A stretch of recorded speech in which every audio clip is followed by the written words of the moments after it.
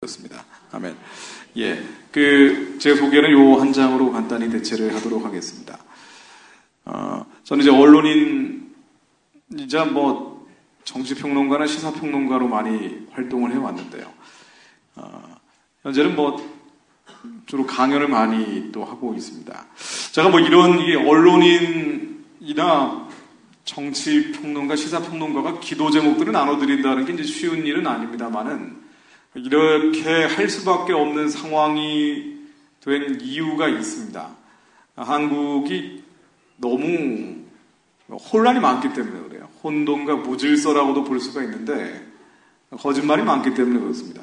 예를 들면은 박근혜 대통령 탄핵 과정에서 탄핵에 대해서는 여러분들이 찬성할 수도 있고 반대할 수도 있고 촛불 시위에 참석하실 수도 있고 태극기 집회에 참석하실 수도 있을 겁니다. 대통령은 이미 탄핵이 됐고 구속이 된 상태고 며칠 지나지 않아서 새로운 대통령이 선출이 될 텐데 다만 한 가지 제가 지적하고 싶은 것은 이 탄핵 과정에서 굉장히 많은 거짓말들이 횡행했다는 것은 여러분들이 태극기를 들었던 촛불을 들었던 부인할 수 없는 사실이라는 거죠. 한국의 언론의 행태를 보면은 사실이 아니라 거짓말을 알리는 경우가 너무 많았습니다. 저도 방송의 평론가로 활약을 계속 해왔는데 아마 시청자들은 잘 모르실 수도 있을 것 같아요. 이게 사실인지 거짓인지 분별하지 못할 수도 있습니다만 말하는 사람들은 압니다. 사회자 앵커와 여기에 평론가로 참여하고 있는 4명이 주로 참여를 하는데 다 이게 나중에 확인되지 않은 미확인 정보라는 거 알고 하는 거예요. 이건 팩트가 아닙니다. 이거는 진실이 아니에요. 그거 아는데 아직 미확인 정보고 사실이 아님에도 불구하고 진료되는 경우가 대부분입니다. 왜냐하면 그렇게 해야지 시청률이 올라가거든요. 그렇게 해야지 사람들이 많이 보고 그렇게 해야지 돈이 벌립니다. 그러다 보니까 사실이 아니라 거짓말을 하는 경우가 너무 많아요. 그러니까 대통령에 대해서 찬성을 하든 반대를 하든 이러한 평가는 변론을 하고 너무나 많은 거짓말들이 횡행했던 거는 부정할 수 없는 사실입니다. 예를 들면은 대통령 탄핵 과정에서 이런 제가 몇 가지 한번 예를 들어볼게요. 청와대에서 구술했다. 이런 것도 굉장히 많은 보도가 됐었는데 사실은 아니죠. 구술한 적은 없습니다. 세월호 참사 당일날 대통령이 프로포폴을 맞았다부터 해서 미용 시술을 했다 여러 가지 얘기들이 끝도 없이 나왔습니다만은 결국 탈탈 털어봤지만은 세월호 당일날 이런 한 기록이나 증거는 전혀 나온 적이 없습니다. 그러나 언론에서 특히나 방송에서 평론가들은 가정을 해서 계속 얘기를 했죠. 만일 세월호 참사 당일날 이런 걸 했다면 그건 정말 심각한 문제다. 사실을 전제하고 접근했던 적들이 대부분입니다. 최순실의 아들이 청와대에서 근무하고 있다. 이것도 사실은 아니었죠. 최순실은 아들이 없습니다. 통일대박이라는 단어가 굉장히 유명한 단어가 돼서 박근혜 대통령 기간 중에 유통이 많이 됐는데 이 통일대박 최순실이 한 얘기다라고 보도가 됐지만 방송에서도 계속 그렇게 얘기했어요. 근데 이거 사실 아니죠. 통일은 대박이다라는 신창민 교수의 책에서 인용이 된 얘기입니다. 최순실의 재산이 몇 조 원 단위다, 몇 조 단위가 된다 라고까지 얘기가 되고 계속 아마 박근혜 대통령 탄핵이 마지막 결정되는 날까지도 방송을 했던 기억이 제가 납니다. 평론가들이 계속 그 얘기를 하더라고요. 생방송 중에. 근데 이것을 지난해 말에 모 매체에서 보도를 해서 독일 측에다 확인을 했었어요. 한국의 검찰과 경찰이 독일 측에다 확인을 했는데 독일 측 검찰, 경찰이 전혀 확인할 수 없다라고 다시 회신을 해준 내용이에요.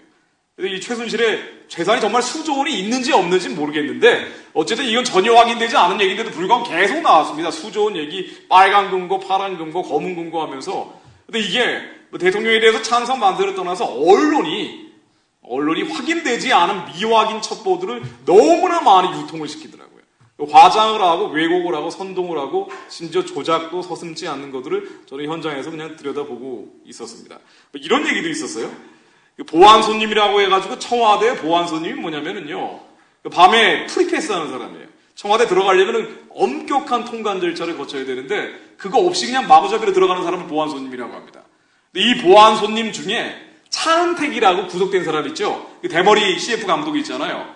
근데 이 차은택이라는 사람이 보안 손님이다라고 해가지고 아주 한국 메이저 언론들이 칼럼을 쓰고 아니 대통령이 사람도 만나기 싫어하는데 남자를 밤중에, 그것도 밤중에 보안 손님으로 몰래 만났다는 게 이게 도대체 무슨 일이냐, 막 이렇게 막, 그야말로, 진짜 말로 조조튼 일이 많았습니다. 자, 그래서 이거를 검찰이 과학적 수사기법을 동원해서 조사를 해봤어요. 그랬더니 사실이었을까요, 아니었을까요? 전혀 사실 무근이었습니다. 차은택이 보안 손님도 아니었고, 심야에 들어다닌 적도 없었어요. 이게 뭐냐 말이에요. 그러니까 대통령이 K스포츠 미르를 통해서 기업들한테 돈 받은 거 이거 잘못됐죠. 이걸 뭐 잘했다고 하는 사람은 없을 거예요. 자, 그런데 이러한 것 말고 어마어마하게 양념을 뿌려가지고 언론이 과장하고 확대하고 왜곡하고 조작했다. 그러다 보니까 국민들이 이 나라와 민족을 위해 기도한다고 할 때 정확한 기도를 하기 쉽지가 않다는 거예요. 미디어를 통해서 나오는 것들이 사실이 아닌 경우가 너무나 많습니다. 저도 9년 전에 어떤 사건을 가지고 제가 겪었던 하나의 사건, 한 두세 달 정도 겪었던 사건을 가지고 여기에다가 사람들의 말을 섞어서 그야말로 마녀 사냥하듯이 저도 한번 요즘 당하고 있는데요. 근데 저도 한번 당해보니까 이게 언론의 생리가 이렇구나라는 거를 저 스스로 체험을 하고 있습니다. 자, 그런데 여러분들 이게 왜 중요한 거 아니? 이 나라에 진실이 아니라 거짓이 유통되는 양이 훨씬 더 늘어나면요, 나라와 민족을 해서 정확하게 기도할 수가 없다는 거예요. 기도하는 사람들마저도 정확한 기도 방향성을 잡을 수 없기 때문에, 그래서 이제 저 같은 사람이 이러한 것이 사실입니다라고 강연을 교회에서까지 하게 되는 것 같습니다. 그래서 여러분들, 제 말이 다 사실이라고 여러분들도 믿으라고 말씀드리는 게 아니에요. 여러분들이 분별하시라고 제가 참고로 기도의 제목들을 나눠드리는 겁니다. 여러분들 한번 분별을 해보십시오. 지금 한국에서 벌어지고 있는 중요한 국가적 사건들이 많은데도 불구하고 과연 우리 안에 오는 이 미디어를 통해서 들어오는 정보들이 사실인지 거짓인지, 미디어를 통해서 들어오는 많은 정보들이 사실인지 거짓인지 정말 여러분 분별하셔야 됩니다. 스마트폰을 통해서, 포털 사이트를 통해서 우리 안에 들어오는 이 지식들이 과연 진실인지 거짓인지 너무나 많은 거짓말이 있어요. 그래서 한국에 임박해 있는 여러 가지 위험성들, 정말 하나님의 길이 있는데도 불구하고 하나님의 길이 아니라 전혀 다른 방향으로 가는 경우가 많다는 거예요. 히브리서 3장 8절에 이런 말씀이 나옵니다. 너희들이 항상 미혹되어 내 길을 알지 못하는도다. 항상이라는 수식어가 붙습니다. 하나님은 우리 안에 성령님을 부어주시고요, 우리는 예수를 그리스도로 인정하는 모든 사람들, 우리 안에 성령님이 계시죠. 우리의 생각이나 판단이나 기준, 우리의 머릿속에서 가고자 하는 인생의 길이 아니라 우리 안에 하나님의 영이 끌고 가고자 하는 선하신 방향이 있어요. 하나님 우리 안에서 기쁘신 뜻을 두고 소원을 두고 행하게 하시는 분입니다. 우리 안에 기쁘신 뜻을 하나님의 영이 끌고 가려고 하는 방향이 있어요. 우리의 생각이나 판단이나 기준이 아니고 말이죠. 그런데 이 작은 불씨들이 모여서 거대한 국가가 되고 민족이 됐을 때는 그 국가의 길이 있고 민족의 길이 있습니다. 그래서 이게 히브리서 3장 8절에 나오는 하나님의 길이에요. 유대 백성들이 반드시 가나안 땅으로 가도록 돼 있는 겁니다. 이게 유대 백성들의 길이에요. 그런데 이 길이 우리의 항시 미혹되어 알지 못하는 거다. 속아버린다는 거예요.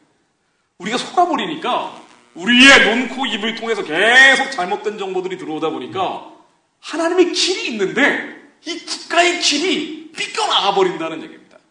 여러분, 그래서 분별하셔야 됩니다. 내가 알고 있는 게 과연 하나님의 길인지 여러분 묵상해 보실 필요가 있어요. 말씀에 이런 얘기가 있죠. 고린도후서 4장 4절에 이런 얘기가 나옵니다. 그 중에 이 세상신이 믿지 아니하는 자들의 마음을 혼미케 하여 그리스도 영광의 복음의 광채가 비치지 못하게 함이니 그리스도는 하나님의 형상이시니라. 그 중에 이 세상신이, 세상의 신들이요, 이 추하고 더럽고 악한 신들이 우리의 이목구비를 통해서 들어온다는 거예요. 이 세상신이 믿지 아니하는 자들의 마음을 혼미케 하여, 우리의 마음을 혼미케 해서 하나님이 끌고 가고자 하는 길이 있는데 이 길로부터 벗어나게 한다는 거예요. 그래서 우리는요, 고린도후서 3장 16, 17절입니다. 그러므로 언제든지 주께로 돌아가면 그 수건이 벗어지리니, 베일이 벗어지리니, 우리가 주께로 돌아가면 그 수건이 벗어지리니 주는 영이시니 영이 계신 곳에는 자유함이 있느니라. 우리가 왜 예배를 하고 찬양을 하고 경배를 드리고 주께로 돌아가는 거 아니에요. 그래야 우리가 주께로 돌아가야 그 베일이 벗겨져요. 미혹의 베일이 벗겨지고 거짓의 베일이 벗겨지고 속임수의 베일이 벗겨집니다. 이 세상 신들이 벗겨져야, 그래야지 주는 영이시니 주의 영 가운데로 들어갈 때 자유함이 있는 거예요. 이 민족이 자유해지려면요, 하나님의 길로 가야 됩니다. 이 나라가 자유해지려면요, 하나님의 길로 가야 돼요. 하나님은 지금 이 나라와 민족이 어떤 길로 가라고 원하고 계실까요? 하나님은 이 나라와 민족에 재앙을 주시려고 하십니까? 제가 재앙에 대해서 말씀드릴 거예요.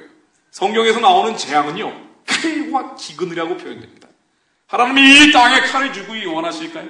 하나님이 이 땅에 기근을 주기 원하실까요? 아닙니다. 하나님의 이 나라가 칼과 기근이 아니고 하나님의 길 북한 동족들이 빨리 자유케 해서 이 자유로워진 백성들과 함께 저 초원으로 대륙으로 선교하는 나라 되기 원하실 거예요. 이게 하나님의 길입니다. 이게 복음 통일의 길입니다. 그래서 저 위에 열방의 잡족들을 우리가 섬기면서요, 제사장적 사명을 감당하길 원하실 거예요. 이게 하나님의 길입니다. 근데 이 나라 사람들이 너무나 많이 미혹돼서 이 길에서 자꾸 벗어나는 거예요. 미디어를 통해서, 언론을 통해서. 제가 기자라는 말을 사실은 제일 싫어합니다. 기자는 거짓말하는 게 직업인 것 같아요. 원래 진실을 전해야 되는데 사람 잡아 죽이는 게 직업 같습니다. 원래 사람을 살려야 되는데 어느 영역에도 그렇지 않은 영역이 있겠습니까만은 너무나 많은 거짓과 미혹이 판을 치고 있기 때문에 우리의 하나님의 길, 이 나라와 민족과 열방을 위해서 기도해야 될 길마저 혼미해지는 경우가 많다는 건 이해하고 들으셔야 될 것 같습니다. 그래서 제가 말씀드리는 세 가지 방향성을 말씀드릴 텐데요. 하나는 칼이에요. 하나는 기근입니다. 그러나 하나님이 칼과 기근을 원치 않으시고 복음 통일의 길로 가기 원하신다는 말씀을 드릴 거예요. 이 복음 통일의 길로 가기 원하신다는 이 방향성에 대해서 말을 할 때 세상에서 하는 얘기하고는 좀 다르다고 느끼실 거예요. 맞습니다. 맞아요. 그렇죠. 세상 사람들은 복음 통일되는 걸 원치 않으니까요. 그래서 칼과 기근으로 가니까요. 제가 먼저 칼부터 말씀드려볼까요? 한국에 전쟁 난다는 얘기 많이 하죠. 4월 위기설도 나오고 있습니다. 전쟁 날 수 있습니다.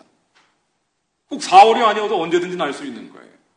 한국 사람들이 계속 이 거짓과 미혹에 빠져들고요. 이 땅의 지식인들이 끝도 없이 미혹을 퍼뜨리고 거짓을 퍼뜨리다 보면은 그러면 하나님은 재앙을 주실 수밖에 없어요. 주기 싫지만. 예레미야가 유대 땅에 많은 재앙이 온다고 얘기하면서 왜 재앙이 오는가 끝도 없이 얘기하는 게 이런 얘기들입니다. 예레미야 6장 13절 이는 그들이 작은 자로부터 큰 자까지 다 탐남하여 선지자로부터 제사장까지 다 거짓을 행함이라. 선지자와 제사장이 뭡니까? 지식인들이죠. 지도자들이에요. 7장 28절입니다. 너희는 너희 하나님 여호와의 목소리에 청종치 아니하며 교훈을 받지 않은 국민이라. 진실이 없어져 너희 입에서 끊어졌다 했습니다. 진실이 없어졌어요. 8장 5절입니다. 이 예루살렘 백성이 항상 나를 떠나 물러나면 어찌미뇨 그들이 거짓을 고집하고 돌아오기를 거절하는도다. 8장 6절입니다. 내가 귀를 기울여 들은 즉 그들이 정치를 말하지 아니하며 여호와께서 말씀하시되 9장 3절입니다. 그들은 활을 남긴 같이 그 혀를 놀려 거짓을 말하며 그들이 이 땅에서 강성하나 진실하지 아니하고 악에서 악으로 진행하며 또 나를 알지 아니하였느냐. 하나님이 알지 않고 하나님의 가는 길을 알지 않고 끝도 없이 이 땅의 제사장과 선지자들이 거짓에서 거짓으로 악에서 악으로 가는구나. 그래서 칼과 기근이 임한다고 얘기를 합니다. 한국에 왜 칼이 임할 수 있는 거 아니에요? 간단합니다. 미국이 북한을 폭격한다고 얘기를 하고 있죠. 북한의 핵무기 때문에. 북한의 핵무기가 너무 업그레이드가 많이 되고 있어요. 그럼 미국이 더 이상 어쩔 수 없다라고 하면서 미국은 북한이 폭격할 수가 있습니다. 북한은 가만히 있느냐? 미국은 못 때려도 남한은 때릴 수가 있다는 거예요. 그럼 이게 전쟁 나는 거예요. 칼입니다. 그런데 지금 당장 날 수 있느냐? 지금 당장 나기는 쉽지는 않은 면이 있어요. 왜 그런 거 아니? 만약 미국이 북한을 폭격하려고 하면은요, 세 가지 조건이 필요합니다. 그 뭔 거 아니? 한국에 있는 세 가지를 빼야 돼요. 이 세 가지가 뭔 거 아니에요? 하나는 주한 미군입니다. 또 하나는 주한 미군이에요. 그리고 또 하나는 자본입니다. 이게 왜 이러냐면은요, 북한의 군사시설을 때리려고 하면은 때리려고 하는 잠정적인 시설들이 한 700곳 정도 된다 그래요. 이게 시리아나 아프가니스탄하고 다른 면이에요. 왜냐하면 북한은 핵무기를요 1954년부터 만들기 시작했어요. 핵물리연구소라고 해가지고 70년 운명을 걸고 만든 게 핵무기예요. 이게 뭐 한 10년 20년 동안 만든 게 아니라 6.25 전쟁에서 지고 나와서 70년 동안 악을 맞춰 만든 게 핵무기란 말이에요. 90년대 중후반에는 무려 북한에서 300만 명이 굶어 죽는데도 불구하고 이 300만 명이 굶어 죽는 과정에서도 식량 수입을 끊어버리고 저기 소련의 과학자 기술자들을 데리고 와서 핵 개발에 박차를 가했습니다. 97년에서 2007년까지 한국 정부가 북한 정권에 공식적으로 준 돈과 쌀과 비료가 69억 5천만 달러 정도 됩니다. 이 69억 5천만 달러를 가지고 개혁 개방하라 그랬더니 개혁 개방은 안 하고 공장을 만들거나 시장을 만드는 게 아니고 딱 하나 달라진 게 군사비 지출을 3배로 늘렸어요. 그래서 드디어 이 돈이 들어가고 있는 동안 2006년 10월 9일 날 북한이 핵실험에 성공하면서 핵무장 국가가 돼버린 거예요. 그러니까 이 북한의 핵무기라는 거는요 역사가 너무 깊어요. 이러다 보니까 쉽게 포기할 수 없는 데다가 이 핵무기를요 완성시켰다라고 흔히 표현하는데 이 핵무기만으로 무서운 게 아니고 핵무기를 완성시켜버리면 골치가 아프거든요. 근데 북한이 핵무기를 완성시켰다라고 표현하는 게 뭐냐면 미사일의 핵무기를 작게 해가지고 달아버리는 걸 완성했다고 표현을 합니다. 보통 때는요 이 뒤에 보드판 한 이 3개 정도 합치는 것 정도로 무지막지하게 커요. 이 무지막지하게 큰 핵폭탄을 실험을 자꾸 해가지고 줄여요. 이걸 소형화라고 합니다. 그래서 미사일에 달아버리면 완성했다고 표현합니다. 북한이 핵무기를 완성했을까요? 안 했을까요? 언론은 이런 얘기 잘 안 합니다. 한 번 하고 지나가 버리죠. 왜냐하면 국민들이 알면 안 되거든요. 그러면 각성하기 때문에.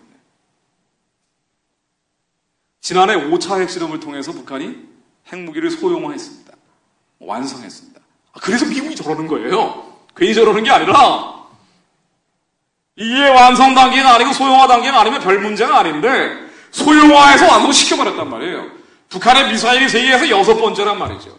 이 세계 6번째 되는 미사일에 이스라엘 죽이려고 중동의 여러 나라들이 둘러싸고 있는데 이 중동 여러 나라들에게 미사일 제일 많이 파는 나라가 북한이란 말이죠. 이러니까 핵무기를 소형화해서 완성시켜버리니 미국 입장에서는 내버려 둘 수가 없는 상황까지 와버리는 거예요. 근데 여기에서 조금 더 심각해진 건 뭔고 하니 이 소형화되고 완성된 핵무기 정확히 얘기하면 이 핵미사일이 이제는 ICBM이라고 혹시 들어보셨습니까? 대륙간 탄도미사일이라고 혹시 들어보셨나요? 아니 이게 그냥 한국이나 일본 정도를 때리는 게 아니라 태평양을 지나가지고 미국을 때릴 정도까지 됐다는 거예요. 이 ICBM이나 대륙간 탄도미사일은 완성됐느냐? 아직은 80% 정도 완성됐다고 보고 있어요. 근데 이게 100% 완성되면 미국은 어떻게 할 수밖에 없을까요? 북한 말을 들어야 돼요. 미국이라는 어마어마한 나라가 저 조그만 북한 말을 듣게 된단 말이에요. 그러니까 위안 북한의 100개의 핵미사일이 미국까지 날아가면 99개는 공중에서 미국이 폭파시켜버린 거예요. 그래도 1개만 터지면 어떻게 됩니까? 그러니까 트럼프 대통령 입장에서는 내버려 둘 수가 없는 거예요, 북한을. 이 ICBM 대륙간 탄도미사일이 완성되기 전에 북한을 어떻게든 처리를 해야 된다는 겁니다. 그래서 지금 미국의 입장은 뭔가 아니 북한의 핵미사일이라는 게 도저히 말로는 포기를 안 한다는 거예요. 그래서 압박을 하는 거예요. 억제를 하는 거예요. 쉽게 얘기하면 북한에 들어가는 돈줄을 다 끊어버리는 거예요. 달러줄을 다 끊어버리는 겁니다. 괴롭힐 수 있는 만큼 괴롭히는 거예요. 봉쇄하는 거예요. 그래서 북한이 핵무기를 포기하고 개혁 개방을 하든가 아니면 끝까지 핵무기를 갖고 고집을 부리면 그때는 무너지든가. 지금 미국의 입장은 이래요. 북한에 들어가는 달러줄이나 돈줄을 끊어서 압박하고 봉쇄하고 억제해서 북한이 이러지도 저러지도 못하고 스스로 변화할 수밖에 없는 환경으로 가겠다는 거예요. 자, 그럼 이 한국 입장에서는 어떻게 되어 있는 거 아니에요? 북한이 압박하고 억제하고 봉쇄하고 있기 때문에 즉 달러줄을 끊어버리고 돈줄을 끊어버린 상태이기 때문에 우리도 여기에 힘을 합쳐서 달러줄을 끊고 돈줄을 끄면 그러면 통일할 수 있는 절호의 찬스가 온 거라고도 볼 수가 있습니다. 그런데 한국이 미국과 함께 달러줄을 끊고 돈줄을 끊겠다고 하고 있습니까, 지금?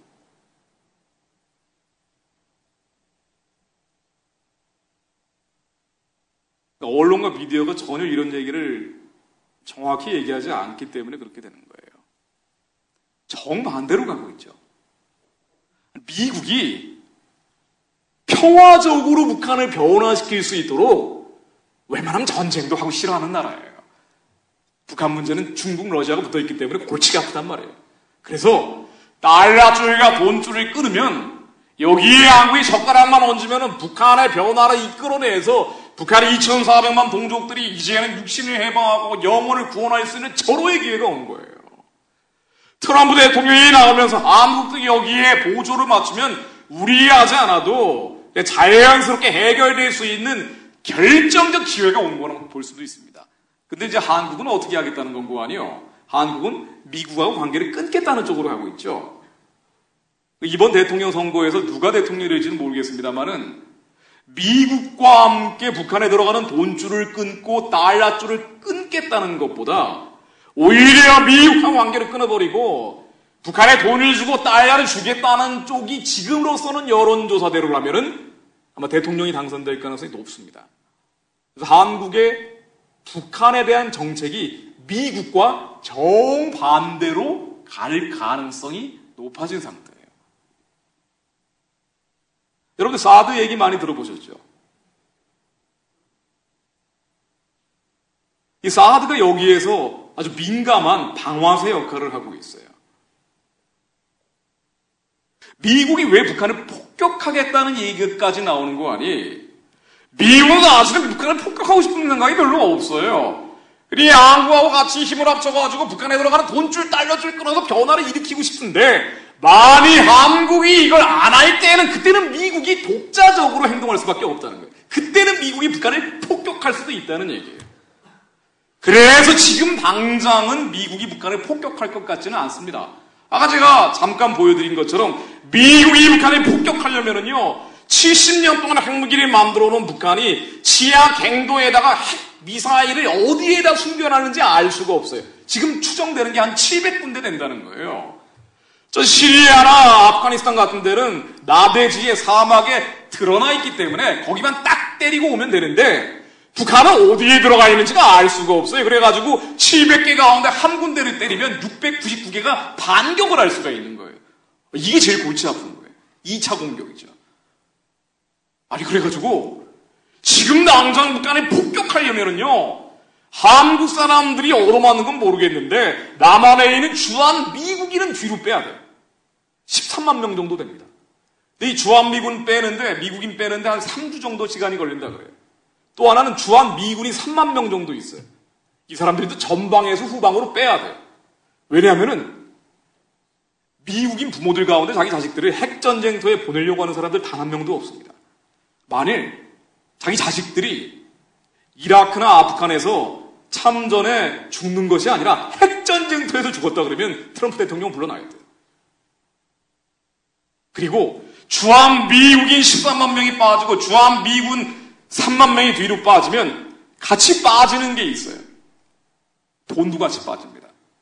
그러니까 한국의 주식시장에 외국 자본이 40% 정도 들어가 있는데 이 40% 가운데 대부분이 어디 자본인지 아세요? 대부분이 미국계 아니면 유대계 자본입니다. 그러니까 주한미국인이 빠지고 주한미군이 빠지면 돈도 뒤로 같이 빠질 수밖에 없어요. 그래서 미국이 만일 북한을 폭격한다고 하면 이 세 가지가 같이 빠져줘야 돼요. 근데 아직은 빠지진 않고 있습니다. 지금 당장은 미국이 북한을 폭격할 것 같지는 않아요. 그러나 한국하고 보조를 맞춰서 북한의 돈줄, 달러줄을 끊고 싶는데 한국이 만일 미국의 손을 털어버리면 그때는 미국이 자유로운 손이 돼서 독자적인 행동을 할 수 있다는 거예요. 그때는 미국이 북한을 폭격할 수도 있습니다. 지금 당장은 아니지만 앞으로는 모른다는 거예요. 근데 지금 한국의 대북 정책이 미국과 손을 잡고 간다기보다는 미국과 손을 떼고 중국과 손을 잡고 가겠다라는 쪽으로 바뀔 가능성이 높기 때문에 앞으로는 미국이 북한을 폭격할 가능성도 배제할 수는 없다는 얘기입니다. 그래서 이건 지켜봐야 될 거예요. 여기에서 사드라는 게 아주 결정적 방아쇠 역할을 할 수 있다라고 얘기를 드렸는데, 이 사드라는 게 왜 나오는 거 아니에요?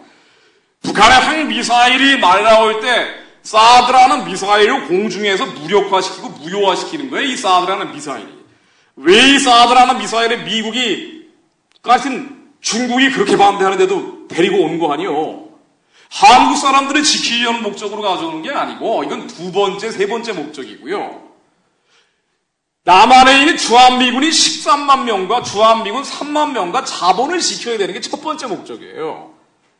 만일 한국에서 핵전쟁이 벌어져가지고 미국인 100명만 죽으면 트럼프 대통령 물러나야 된다니까요. 그래서 북한의 핵미사일이 작년에 완성됐기 때문에 이 완성된 핵미사일 앞에 벌거벗은 채로 13만 명 주한미군과 3만 명 주한미군과 자본을 내버려 둘 수 없다는 거예요. 그래서 갑옷을 하나 입혀줘야 된다는 거예요. 그래서 이게 사드예요. 이 사드를 배치하는 목적은 미국이 미국 사람을 지키기 위해서 자기 돈으로 들여오는 거예요. 우리가 사오는 무기가 아니죠. 미국이 미국 사람을 지키기 위해서 자기 돈으로 들여오는데 다만 한국 땅에 있기 때문에 그래서 한국이 기지를 사용하도록 허가해 주는 것뿐입니다. 그런데 만일 사드를 배치하기로 한 상태에서 한국이 사드 배치 안 하겠다 그러면 어떻게 될까요? 주한미국인 13만 명 못 지키잖아요. 주한미군 3만 명 못 지키잖아요. 자본과 함께 한국에서 빠져나갈 겁니다. 그래서 주한미군이 철수하고 주한미국인이 퇴각하고 그리고 한국에 있는 자본들이 빠져나가면서 미국은 미국 자신을 지키기 위해서 이제는 어쩔 수 없다라고 하면서 한국 사람의 안전과 상관없이 북한을 폭격할 수 있어요. 그래서 북한 정권이 무너지고 한국이 통일을 한다면 좋겠지만 그럴 가능성보다는 한국과 미국이 관계가 틀어져 버린 상태이기 때문에 아마 중국이 북한을 먹어버리든가 아니면 북한이 남한을 공격하든가 이렇게 될 가능성이 훨씬 높다고 봐야 됩니다. 이게 칼입니다. 이건 가능성이죠. 제가 단정적으로 말씀드리는 게 아니에요. 저는 예언자가 아닙니다. 그러나 지금 이 상황에서 구약에 나오는 수많은 선지자들이 했던 얘기도 이런 얘기죠. 바벨론이 몰려오는데 이 바벨론과 함께 가지 않고 애국과 손잡아서 그러면 망한다라고 많은 선지자들이 예언했던 그런 내용들과 이 외교 관계에서 벌어지는 일들이 유사한 면이 있다는 거예요. 자, 지금 한국이 어디로 가느냐? 구한말처럼 막 122년 전에 이 한반도에서 중국과 러시아와 일본이 각축을 벌이다가 한국이 어디로 가야 되는지 모르다가 결국 식민지가 돼버린 거 아니에요. 왜 이런 일이 벌어지는 거 아니에요? 전 세계적인 흐름이 이쪽으로 가고 있는데 우리는 정마음대로 가버리면은요 국제정치적인 흐름과 국내 정치 기반이 틀어지면서 재앙이 벌어지는 거예요. 전 세계는 북한에 대해서 가만히 있지 않겠다라고 하면서 압박하고 봉쇄하고 제재하겠다 그러는데 우리는 이게 아니라 우리 민족끼리 잘 지내보자고 하면서 북한에 돈도 주고 쌀도 주고 비료도 주고 심지어 전 세계가 북한의 개성공단, 금강산관광 끊어야 된다고 얘기하는데 우리는 이거를 10개, 20개, 30개 만들겠다고 하고 있고 우리야 심지어 남한에 있는 주한미군인가 주한미군과 자본을 지키기 위해서 사드라는 미사일 배치하는 것도 하지 말아라 그러면은 우리는 어떻게 되겠어요? 우리는 미국이 독자 행동을 하는 길을 열어주는 거겠죠. 미국도 이러고 싶지는 않겠지만 그래서 지금 미국은 선택하라는 거예요. 너희들 우리와 함께 평화적으로 북한을 제재하고 압박하고 봉쇄해서 통일할 거니 아니면 우리하고 손을 끊고 우리야 독자 행동을 하도록 내버려 둘 거니라고 물어보고 있는 거예요. 근데 지금 한국은 후자 쪽으로 가고 있는 거죠. 아마 이런 전쟁의 위험성, 가능성이 계속 높아지다 보면은요. 그러면은 또 하나의 여론이 급속도로 팽창이 될 겁니다. 전쟁을 원하는 사람은 아무도 없을 거예요. 아무리 여러분들이 반공의식이 투철하다고 하더라도 미국이 북한을 폭격하면 그 다음에 어떤 일이 벌어질까라고 걱정될 겁니다. 고민스러울 거예요. 그러겠죠. 아주 심플하게 북한 정권이 무너지고 사람들 희생도 거의 없는 상태에서 깔끔하게 통일되면 좋겠지만 그렇지 않을 가능성이 충분히 있거든요. 북한의 핵미사일뿐 아니라 생화학 무기가 세계에서 세 번째입니다. 후쟁 미사일을 터뜨리지 않아도 생화학 무기 같은 걸, 사린가스 같은 거 한국의 서울에 터뜨려버리면 그 자리에서 한 100만 명이 죽어버린다는 거예요. 그러니까 북한 정권이 무너지면서 김정은이가 정상도 아닌데, 아니 얘가 미사일 몇 발 맞더니 화가 나가지고 미국까지는 아직 날리지 못하고 서울에다 터뜨려버리면 이거는 속수무책이잖아요. 그래서 아마 이 문제에 대해서 그다지 많은 사람들이 이렇게 되기를 소원하며 기도하지는 않을 거라고 봅니다. 그러다 보면은 아마 한국에서 이런 여론이 많아질 거예요. 안 되겠다. 전쟁보다는 평화가 맞지 않느냐. 협상하자. 타협하자. 그래서 제가 예측하기에는 협상하고 타협하는 쪽으로 갈 가능성이 매우 높아 보여요. 전쟁 가능성이 계속 올라가는 거예요. 미국이 북한을 폭격할 것처럼 폭격기 F-22부터 해서 B-1B 같은 폭격기들이 막 태평양 항공 왔다 갔다 하는 겁니다. 한반도에 전운이 감돌면서 자본도 빠져나가는 조짐이 보이는 것 같아요. 주한 미국인들도 일본으로 슬슬 몸을 피하는 모양새가 보이기 시작해요. 이러면 한국에서는 야, 안 된다, 이 전쟁은 안 된다 하면서 촛불 시위가 나올 겁니다. 우리 민족의 평화를 다워하면서 몰려 나올 거예요. 그럼 아마 타협할 가능성이 많습니다. 타협은 남한과 북한이 타협하는 거일 수도 있고요. 미국과 북한이 타협하는 거일 수도 있고요. 미국과 중국이 타협하는 거일 수도 있고요. 미국, 중국, 남한, 북한이 같이 타협하는 거일 수도 있어요. 여기에 러시아, 일본까지 타협하는 것일 수도 있습니다. 그러나 타협이라는 것은 결론은 평화체제라는 것으로 귀결이 될 겁니다. 다양한 방식의 타협이 있고 다양한 방식의 협상이 있을 수 있는데 복잡한 얘기를 제가 설명드릴 필요가 없고요. 여러분, 전쟁의 위기가 높아지다가 전쟁보다는 평화가 좋다고 하면서 타협하고 협상할 가능성이 오히려 더 높다고 봐야 되는데, 여러분 여기에서 분별하셔야 됩니다. 여기에서 평화 협정, 평화 체제 여러 가지 이름으로 불릴 수도 있지만은 타협하고 협상하면 그 다음엔 어떻게 될까요? 그 다음엔 어떤 일이 벌어질 것 같습니까? 그 다음엔 어떻게 될까요? 이 땅에 정말 평화가 올까요? 아마 국민투표하라 그러면은요, 70%는 이 평화체제, 평화협정 맺는데 동의할 가능성이 높아요. 지금보다 전쟁 가능성이 더 높아지게 됩니다.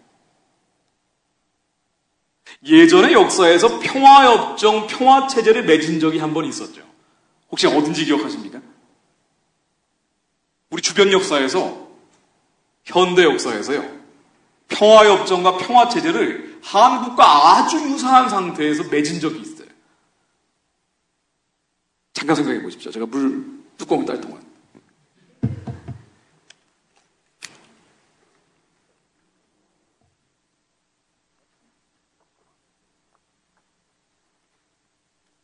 나라와 민족과 열방을 위해 기도하면서 간단히 기도할 수도 있습니다. 간단히 기도할 수 있어요. 북한의 영상하고 사진 몇 장 보여드리고 그냥 기도할 수도 있습니다. 근데 제가 왜 이렇게까지 말씀드리는 거 아니? 그리고 나면은 그 다음날 기도 제목 잃어버립니다. 여러분 TV 한번 보면 그대로 흩어져 버려요. 언론과 미디어가 너무 사악하기 때문이에요. 제가 언론인 생활 한국에서 17년 했고요. 방송인 생활 6년 했지만요. 매일같이 생방송을 몇 개씩 뛰어다녀봤지만 나라와 민족을 위해 걱정하고 근심하고 고민하는 언론인 거의 본 적 없습니다. 그러니까 한국에서 가장 양심이 불결한 사람들이 언론인과 정치인을 하더라고요. 여기 뭐 언론인과 정치인이 계신지 모르겠습니다만 그분은 정말 기도하는 분일 거라고 생각이 들어요. 그게 현실이에요. 안타깝지만. 여러분들의 생각을 좌지우지하고 있는 한국의 지식인 집단이 그렇게 돼버린 거예요. 자, 그런데 역사에서 평화체제와 평화협정을 맺은 적이 있어요. 예전에 베트남 기억나시죠? 월남, 남월남, 북월맹. 연배가 있으신 분들은 중학교, 고등학교도 맨날 배웠잖아요. 한반도, 남한, 북한 갈라져 있는 것처럼 남월남, 북월맹이 갈라져 있었죠. 남쪽은 자유주의고 북쪽은 공산주의였어요. 우리하고 아주 유사했습니다. 전쟁도 한 번 했습니다. 근데 이 전쟁하기 싫다고 해서요, 남월남과 북월맹이 미국, 소련, 중국, 여러 나라, 프랑스까지 들어와가지고 평화체제를 맺었어요. 평화협정을 맺은 거예요. 그래가지고 남월량 북월맹이 1973년도에 평화협정을 드디어 맺었어요.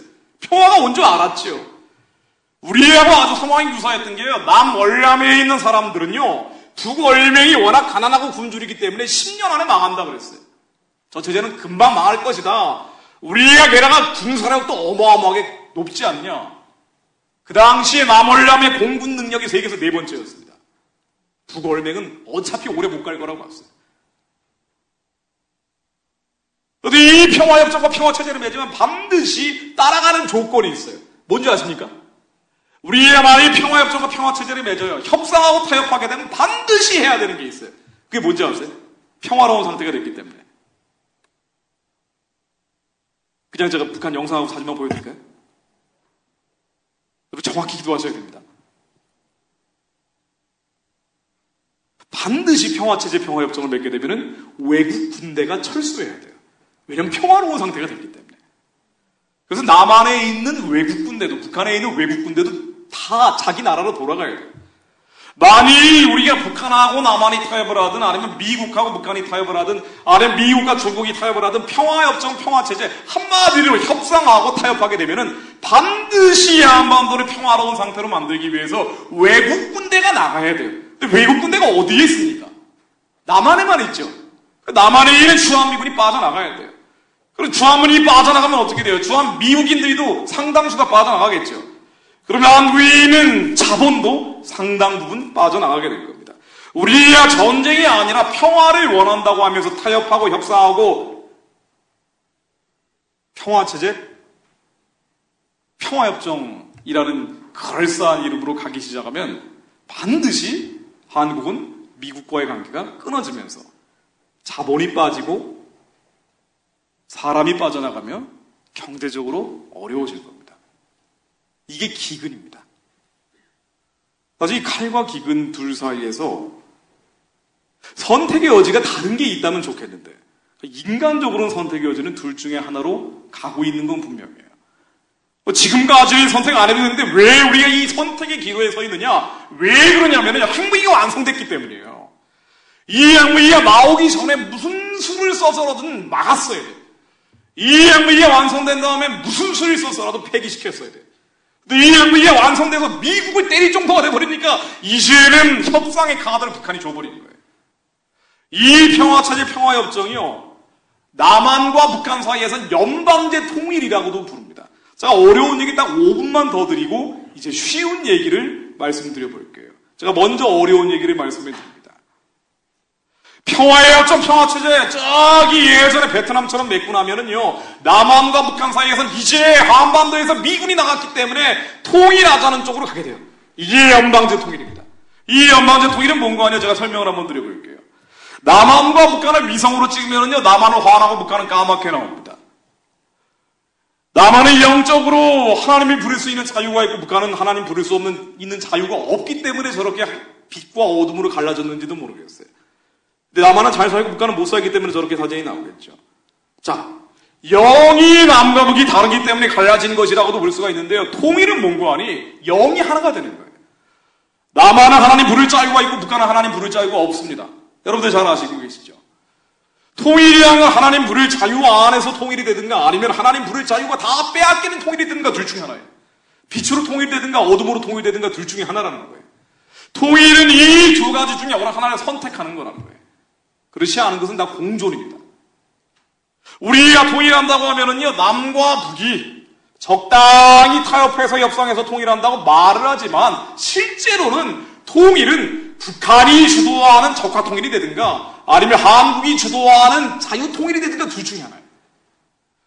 우리가 복음 통일을 해야 된다고 얘기할 때는 이 자유 통일이 돼야 복음 통일이 가능해집니다.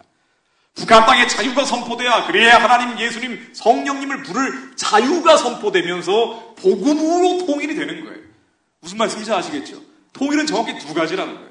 중간이 없다는 거예요. 그런데 평화의 협정이라고 평화체제라고 적당히 타협하고 협상하면 어떻게 되는 거 아니? 이게 바로 연방제 통일이라고 부른다는 거예요. 이건 통일이 아닌데도 불구하고 남한의 파란색과 북한의 빨간색을 내버려두고 적당히 협상하는 거예요. 적당히 타협하는 거예요. 우리가 통일 어떻게 되냐고 물어보면은요, 안타깝게도 10명에 9명은 이 연방제 통일하자고 얘기를 합니다. 근데 여러분, 정말로 한국의 전쟁 위험성이 높아질 때 평화체제, 평화협정을 맺고 한국과 북한이 연방제 통일로 가야 된다라는 국민투표에 동그라미 치시려고 하거든 제 얘기를 그때 한번 기억을 해보십시오. 이런 식으로 진행이 됩니다. 통일은 매일 복음 통일 아니면은 적화 통일 말고 없어요. 자유 통일 아니면은 적화 통일 말고는 없습니다. 빨간색 통일 아니면 파란색 통일 말고는 없습니다. 그런데 우리가 인간적인 눈으로 보면은요, 인본주의적인 시각으로 보면은 남한과 북한에 적당히 타협하고 협상해서 공존할 수 있다고 보고 있어요. 분명히 북한에는 하나님 부를 자유가 없고 남한에만 하나님 부를 자유가 있기 때문에 하나님이 부를 자유 안에서 통일되는 것 말고는 없는데, 아니면은 우리도 자유를 빼앗기는 통일이 되는 건데도 불구하고 같이 갈 수 있다고 보는 거예요. 근데 참 유감스럽게도 그 외국에서 계신 분들은 이 연방제 통일이 무조건 제일 좋은 거라고 또 보시더라고요. 그 외국에서 사역하시는 분들, 외국인들도 그런 얘기 많이 하시더라고요. 전혀 상황을 모르기 때문에 그래요. 그래서 분별하셔야 된다는 겁니다. 연방제 통일이냐 말은 그럴싸해요. 남한의 대표를 남한이 뽑고 북한의 대표를 북한이 뽑습니다. 남한의 체제를 보장하고 북한의 체제를 보장해요. 자유통일, 복음통일하면 남한이 북한을 잡아먹는 거 아니냐? 적화통일하면은 북한이 남한을 잡아먹는 거 아니냐? 그러니 안 좋으니 남한과 북한의 체제를 보정하고 남한의 대표는 남한식으로 뽑고 북한의 대표는 북한식으로 뽑자 그래요. 그래서 의회를 만들자. 남한의 대표와 북한의 대표를 모아서 통일의회라는 걸 만들자 그래요. 이 통일의회라는 걸 만들어가지고요. 그래서 앞으로 통일을 진행시켜보자 그래요. 그러면 이렇게 됩니다. 남한의 대표는 남한이 뽑고 북한의 대표는 북한식으로 뽑았어요. 그래서 300명 정도의 통일 국회의원들을 만들었습니다. 그러면은요, 남한의 제3당, 제2당, 제1당 국회의원이 쭈루루루 배열이 되겠죠. 근데 이 연방제로 통일되면은요, 제일 의석수가 많은 정당, 이 통일의회의 가장 유력한 정당은 항상 정해져 있습니다. 누가 될까요? 누가 될까요? 북한 정권이 됩니다. 왜 그럴까요? 북한은 정당이 하나죠. 연방제 통일의 전제는요, 이 평화체제, 평화협정의 전제는 남한도 내버려두고 북한도 내버려두자는 거예요. 그래서 남한의 대표는 남한식으로, 북한의 대표는 북한식으로 뽑자는 거예요. 그래서 이 남한식, 북한식으로 각각 뽑으면은 남한의 인구가 북한보다 더 많기 때문에 당연히 국회의원 총수는 많겠지만 남한은 자유가 있잖아요. 정당이 다 쪼개져 있는 반면에 북한은 정당이 하나입니다. 북한은 조선노동당이라는 일당 독재를 해요. 우리처럼 국회의원 선거를 하긴 합니다만은 국회의원 선거를 할 때 최고의 비례의 대의원이라고 해서 투표 용지에 뒷면에 후보자 이름을 인쇄를 합니다. 이 후보자 이름 뒷면에 딱 한 명만 인쇄가 되어 있어요. 왜냐하면 일당 독재하기 때문에 추천을 한 명만 해요. 여기에 대해서 북한 사람들은 모두 다 찬성 투표를 해야 됩니다. 북한의 선거 포스터예요. 북한의 자유가 주어진 다음에, 북한의 복음이 선포된 다음에 연방제하면 문제 안 되겠죠. 우리 북한도 그런 땅이라고 착각하고 접근을 하지만 북한은 자유가 없어요. 북한은 복음이 없단 말이에요. 이 자유도 없고 복음도 없는 북한 땅에 북한식으로 너희 대표 뽑아가지고 데리고 와라 그러면은 당연히 북한에서는 노동당 말고는 없죠. 이러니까 한반도의 가장 의석수가 많은 정당은 노동당이 되는 거예요. 북한은요, 김일성, 김정일 사진 걸어놓고 하얀색 찬성함에다가 찬성표 던지면 투표 끝납니다. 공개 투표를 해요. 반대표는요, 검은색 반대함에다 따로 넣어야 돼요. 그럼 반대함에 넣는 순간 모두 다 끌려갑니다. 이런데 연방제하면 어떻게 되겠어요? 그러니까 북한이요, 맨날 하는 얘기가 이거예요. 우리는 전쟁 통일 원치 않는다 그래요. 북한도 무력 통일 원치 않는다 그래요. 6.25 같은 건 절대 원치 않는다 그런다고요, 북한도. 그런데 우리가 평화 통일을 원하는데 평화 통일이 뭐냐? 이게 연방제 통일이라고 얘기하는 거예요. 그래서 남한 사람들한테 연방제 통일을 받아 먹으라고 계속 수십 년 동안 요구해 온 거예요. 그런데 남한이 이걸 안 받아 먹었죠, 지금까지. 안 받아 먹었는데 핵폭탄을 만들어가지고 이걸 완성시켜버리니까 우리가 이 핵폭탄 터질까봐 받아 먹을 상황이 돼버린 거예요. 평화체제 평화협정이라고 협상하고 타협하고 연방제 통일까지 가게 되면 어떻게 되는 거 아니? 북한식대로 될 가능성이 높습니다. 북한은 정치사전에 이렇게 정의가 되어 있어요. 공식 정의입니다. 연방제 통일은 공산주의 통일하기 위한 과도 단계다라고 되어 있어요. 그래서 북한은 항상 하는 얘기가 똑같습니다. 연방제 통일이에요. 북한의 포스터입니다. 이거 받아 먹으라는 거예요.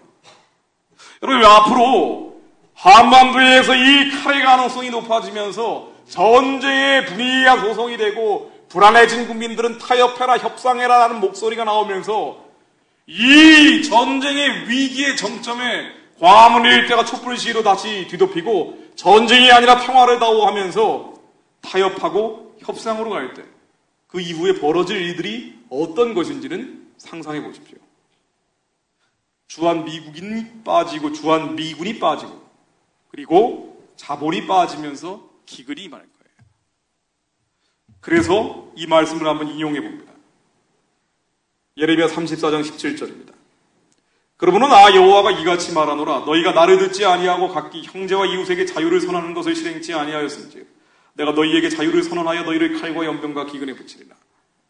같은 동족들이 예레미야가 이 예언을 할 때 같은 동족들이 노예 상태에 있는데도 불구하고 그들에게 자유를 선언하지 않았을 때 너희들이 그 형제와 이웃에게 자유를 선언하지 않았을 때 내가 대신 자유를 선언해 줄 텐데 북한에서 가난한 백성들에게 자유를 선언하지 않았을 때 내가 대신 그들을 자유케 할 텐데 그러나 반드시 너희들에게도 그 대가를 치르게 될 것이 칼과 연병과 기근이라고 얘기를 합니다. 이 남한 땅에 너무나 거짓과 미혹들이 많아요. 이 거짓과 미혹들이 번창하면서 칼과 연병과 기근의 가능성이 있습니다. 그러나 이건 가능성이에요. 하나님이 그걸 원치 않으시다고 저는 확신을 합니다. 여러분, 그래서 기도하는 거예요. 칼과 기근이 아니고요. 하나님이 원하시는 것은 북한의 동족들이 살려내는 복음으로 통일된 나라 만드는 걸 원하시고 계십니다. 우리가 이것을 어떻게 해야 되는지 미혹되고 거짓에 속아버릴 때가 너무나 많아요. 복음으로 통일해야 한다는 걸 알면서도 그러면서도 우리가 이걸 할 수 있을까라고 의심하는 경우가 많습니다. 왜 우리가 이걸 의심하는 거 아니요? 북한이 어떤 곳인지 정확히 모르기 때문에 그래요. 북한을 지배하고 있는 것이 어떤 것인지 잘 모르기 때문에 그렇습니다. 저는 여러분들에게 이렇게 말씀드리고 싶습니다. 우리는 복음 통일을 할 수 있습니다. 우리의 아는 것이 아니라 하나님께서 영적으로 초월적으로 임재하실 때 이루어집니다. 여러분, 그래서 우리가 해야 될 것은 기도하는 거예요. 우리의 힘으로 능으로 한다고 생각하니까 안 되는 거예요. 우리의 힘으로 능으로 할 수 있는 것이 아니고요. 하나님께서 하나님의 영으로 하나님의 신으로 하시는 게 복음 통일이에요. 우리의 싸우는 대상이 무엇인지 정확히 모르기 때문에 우리가 할 수 없다고 보는 거예요. 에베소서 6장 12절에 나오는 것처럼 우리의 씨름은 혈과 육에 대한 게 아니에요.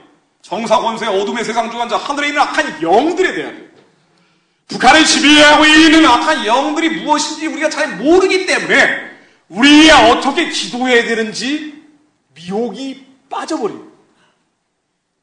우리는 북한 사람하고 싸우는 게 아닙니다. 북한 사람들을 잡고 있는 뭔가가 있어요. 북한 사람들을 잡고 있는 흑암과 어둠과 사단의 진이 있어요.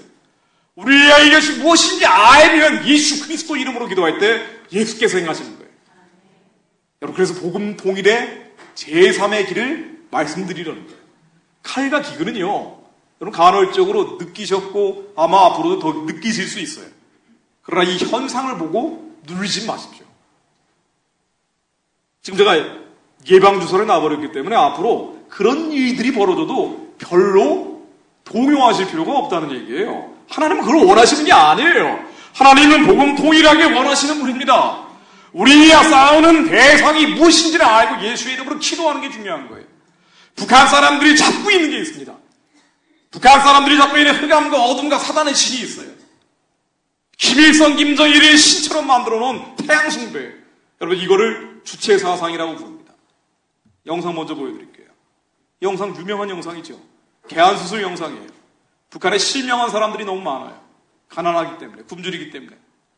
그래서 실명한 사람들이 네팔 의사가 와서 눈을 열어주는 시술을 하는 모습이에요.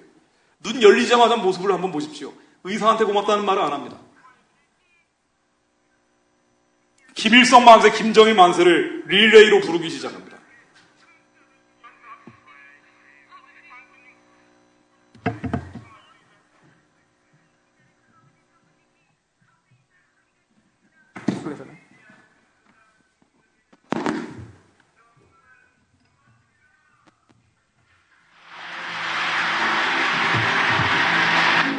이렇게 들국이 우리 하품이 알아주시니 얼마나 고맙습니까?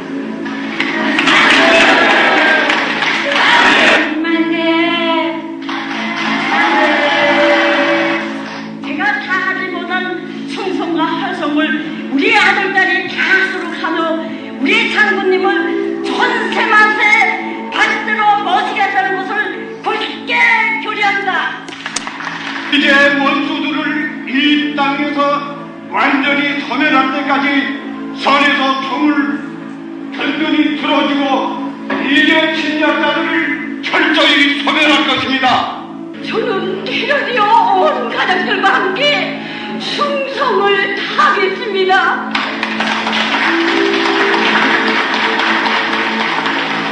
위대한 영도자 김정일 동지 만세!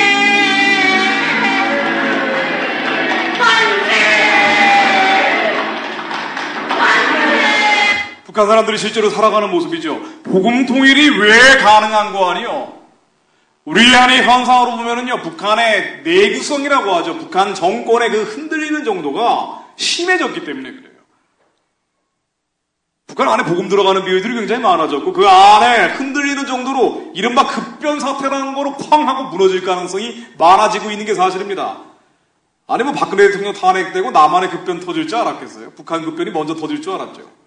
그 정도로 북한 내구성이 흔들리고 있기 때문인데, 이 안에서 약해지기 때문인데, 좀 더 본질적인 이유는 뭔고 아니요? 북한을 지배하고 있는 이 주체 사상이라는 흑암과 어둠과 사단의 진이 하나님이 대적하고 하나님을 참칭하는 악한 영들의 집합이기 때문에 우리가 예수 그리스도 이름으로 기도하면 저게 깨시는 거예요. 여러분, 우리의 대상이 뭔지, 싸우는 대상이 뭔지 알고 기도하면 깨시는 겁니다. 좀 더 사진 보여드릴게요. 김일성, 김정일이 신이에요. 세계 10번째 종교로 분류되는 게 이게 주체사상이에요. 북한 호텔 로비에 들어가면 김일성, 김정일 사진을 반드시 붙여놓습니다. 북한 건물 어디에 가든 붙여놔요. 호텔 방에도 붙여놓고요. 도서관에도 붙여놓고요. 병원에도 붙여놓고, 지하철에도 붙여놓고, 장구 칠 때도 붙여놓고, 타가소에도 붙여놓고, 아빠 방에도 붙여놓고, 딸 방에도 붙여놓고, 미싱할 때도 붙여놓고, 출산할 때도 붙여놓습니다. 북한은 어디에 가든 한쪽에 보면은요, 벽에 반드시 김일성, 김정일 사진을 붙이고 절을 합니다. 어디에서나 볼 수 있는 김일성, 김정일 벽화예요.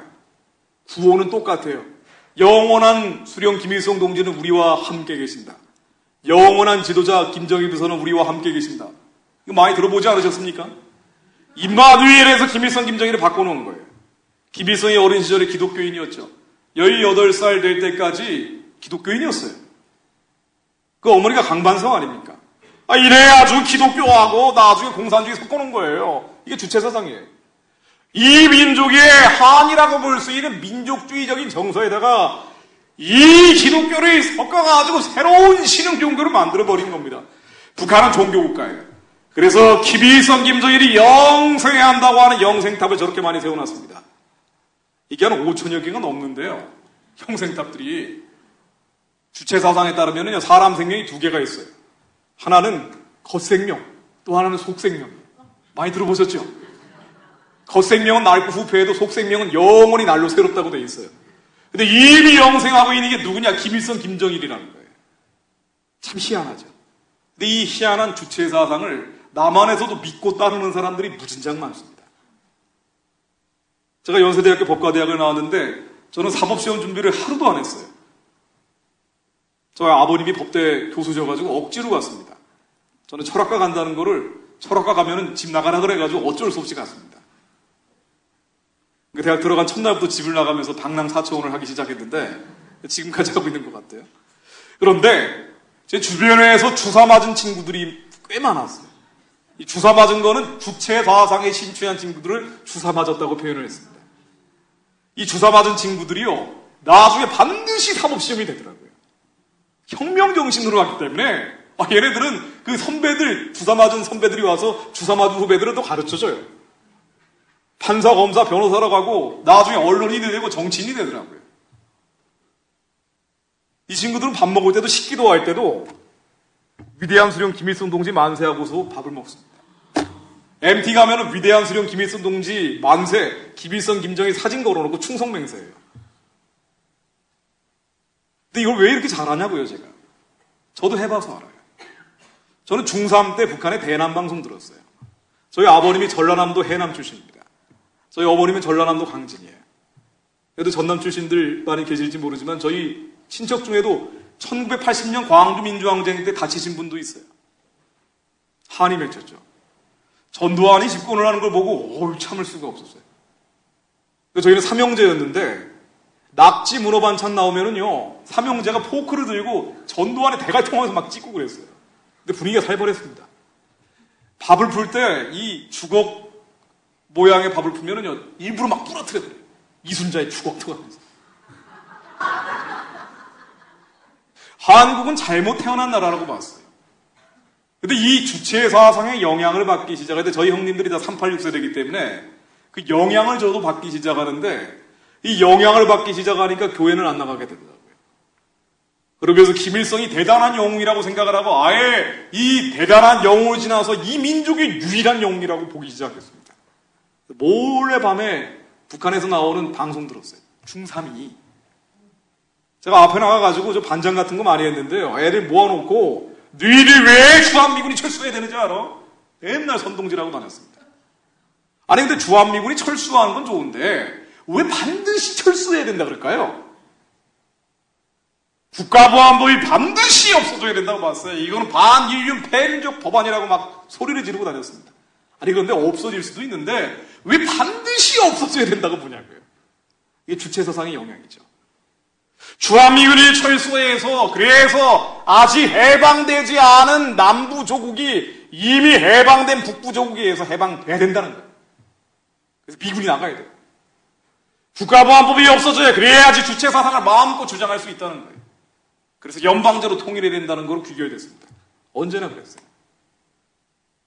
저는 이제 20살 넘어가면서 사회주의 무너지는 걸 보고 거기에서 발을 뺐는데 아직도 거기에 발 담고 있는 사람들 굉장히 많습니다. 지금도 판사, 검사, 부장판사, 부장검사 하면서 김일성 만세, 김정일 만세 그러지는 않겠지만 이 당시에 머릿속에 들어와 있던 메모리 칩 같은 건 아직도 그대로 남아있어요. 아니 그래서 사드를 이거 왜 그렇게 죽거라고 없애려고 하십니까? 물어보면 이유가 없어요. 그때 영향이죠. 운동권의 영향입니다. 안타까운 일입니다만 80년대, 90년대 한국의 운동권은 주사파가 잡았어요. 이건 역사적인 현실입니다. 남한의 거리주의 문화가 워낙 사람들 괴롭혔죠. 그러다 보니까 여기에 반작용으로 북한을 동경하게 되고 이 반작용으로 한국에서 여전히 이해할 수 없는 정치적 흐름들이 나오고 있는 거예요. 자, 그런데 이 진앙직이 어디냐, 핵심이 어디냐, 바로 북한이죠. 이 주체의 사상에 따르면은요, 영생하고 있는 김일성, 김정일이 더 잘 믿고 더 잘 따라야 나도 영생을 누릴 수 있다고 돼 있어요. 이걸 영생론이라고 얘기합니다. 김일성은 신입니다. 김정일은 신이에요. 자, 그러면서 김일성, 김정일이 태양이라고 얘기합니다. 이게 아주 뿌리 깊은 태양 숭배죠. 가장 사단적이고 가장 인류 역사에 오랜 기간 동안 사단의 역사를 여는 우상 숭배 역사예요. 이게 한민족 절반을 잡아버린 거예요. 여러분, 우리가 뭐하고 싸우는지 알아야 됩니다. 우리는 북한 사람하고 싸우는 게 아니에요. 이 태양 숭배 강요하고 있는 악한 신들과 싸우는 거예요. 우리야 예수 그리스도 이름으로 싸우지 않으면 이 싸움 못 이깁니다. 여러분, 이 도박병 걸리에 있는 동생이 있다고 생각해보세요. 마약병 걸리에 있는 형이 있습니다. 우리가 이 도박병 걸려 있고 마약병 걸려 있는 형과 동생한테 인간적으로 좋은 거다, 인본주의적으로 좋은 거다고 하면서 돈 주고 쌀 주고 비려주면 어떻게 될까요? 또 도박할 거 아니에요. 또 마약하겠죠. 우리야 북한이 바라볼 때 똑같습니다. 우리의 민족이고 혈족이고 동족이에요. 우리의 민족, 혈족, 동족이기 때문에 인간적으로 좋은 게 좋은 거다, 인본주의적으로 좋은 게 좋은 거다, 돈 주고 쌀 주고 비료만 주면 어떻게 하겠어요? 핵폭탄 만들죠. 당연한 얘기 아닙니까? 미사일 만들 거 아닙니까? 지하 기독교인들 탄압하겠죠. 우리야 정말 이 도박병 걸린 동생 영혼 구하려면은요, 마약병 걸린 영혼 구하려면은요, 기도해줘야 돼요. 나사렛 예수 그리스도 이름으로 명하노니 이 도박의 영혼 떨어져 나갈지어다. 이 마약의 영혼 떨어져 나갈지어다. 우리가 기도해야 이 영혼이 살아납니다. 우리가 북한 사람들 살리려면은요, 우리의 싸우는 대상이 뭔지 알아야 돼요. 북한에 잡고 있는 이 주체 사상이 나사렛 예수 그리스도 이름으로 다 깨져야 돼요. 이게 없이는 그냥 인간적으로 인본주의적으로 접근하면 반드시 부메랑이 돼서 한국으로 돌아옵니다. 그래서 북한 선거, 북한 사역이 지금까지 실패했던 이유가 이거예요. 인간적으로 인본주의적으로만 접근한 거예요. 이러다 보니까 북한에 있는 김일성 동상은 점점 늘어만 갑니다. 이 평양 만수에 있는 20m짜리 동상이라는 거 아니에요? 여기에다가 녹슬지 말라고 쏟아부은 금값만 19억 원어치가 된다고 그래요. 10대 초반의 김일성, 10대 후반의 김일성입니다.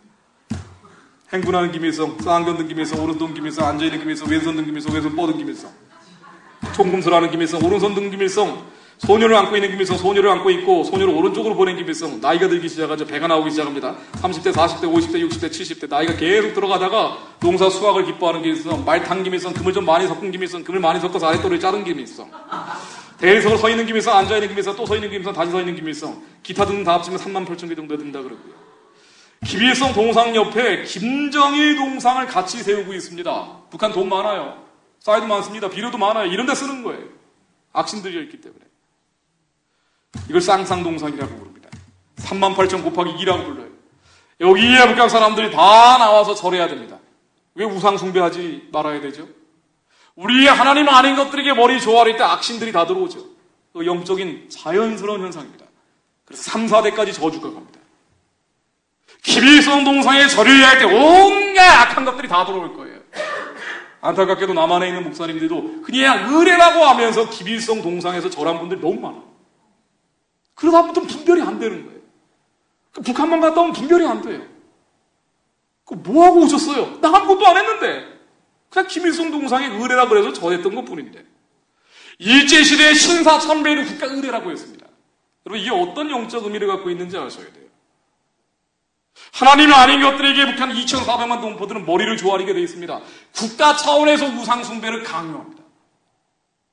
이 주체 사상에 영향을 받은 사람들은 남한에서 벌어지는 이념전쟁의 본질을 몰라요. 여러분 이게 보수진보의 문제입니까? 이게 좌파 우파의 문제인가요? 아니에요. 전 보수도 아니고 좌파도 아니고 진보도 아니고 우파도 아니에요. 저는 극 좌파였어요. 그러다가 극 우파였습니다. 저는 10년 전까만 해도 아주 극 우파에 해당됐어요. 저는 지금 우파도 아니고 좌파도 아니고 보수도 아니고 진보도 아니에요. 저는 지혜의 말씀을 드리는 거예요. 복음의 얘기를 하고 있는 겁니다. 우리가 지혜와 복음에 서지 않으면 그러면 하나님 앞에 범죄한다는 얘기를 하고 있는 거예요. 북한에 봉수교회 칠골교회라고 교회가 있다 그러죠. 이거를 한국 교회가 연대하고 연합하겠다고 맨날 기도문을 내왔어요. 많은 교회들이. 여기에 목사가 하는 얘기입니다. 이 봉수 칠골교회에서. 하느님은 곧 김일성 주석입니다. 이렇게 생각합니다. 하느님을 김일성 주석님을 하나님과 같은 분이고 그야말로 어쨌든 정교인이니까 기독교인이니까 하느님의 집으로 오는데 집으로 와서 나의 마음속에 있는 하느님 그건 곧 김일성 주석님이다. 이런 마음을 가지고 김일성 주석님을 더 잘 믿고 김일성 주석님을 더 잘 받들겠다는 그런 마음을 가지고 그러니까 죽은 예수가 다시 태어나는 부활은 아니시나요? 그렇습니다. 저는 예수가 죽었기 때문에 다시 태어난다. 이렇게는 그렇게 믿지 않습니다. 우리 지금 과학의 시대에 사람이 죽었다 다시 산다는 걸 믿을 사람이 없지요. 봉수 칠골교회에서 목사라고 하는 사람이 김일성이 하나님이라고 얘기하는 모습입니다. 북한에 만일 김일성, 김정일을 하나님이라고 고백하지 않을 경우에는 처형당합니다. 공개 처형입니다. 왜 이런 일을 벌이게 될까요?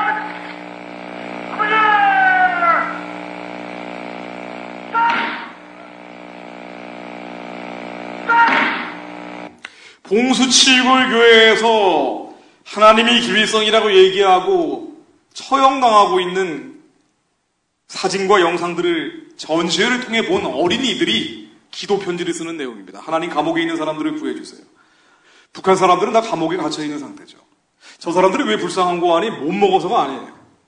한국의 자본주의 사회에서 오히려 더 비참한 경제적 궁핍을 겪는 사람들이 있습니다. 그런데 북한 사람들이 정말 불쌍한 이유는요, 살아도 지옥인데 죽으면 영원한 지옥에 가기 때문이에요. 1000만 명 이상 지옥으로 끌려갔어요. 원치 않는데도 불구하고. 북한 사람들은 육신을 해방해야 될 사람일 뿐 아니라 저 맞아 죽고 얼어 죽고 굶어 죽는 사람들을 살려내야 되는 것뿐 아니라 영혼을 구원해야 될 대상입니다.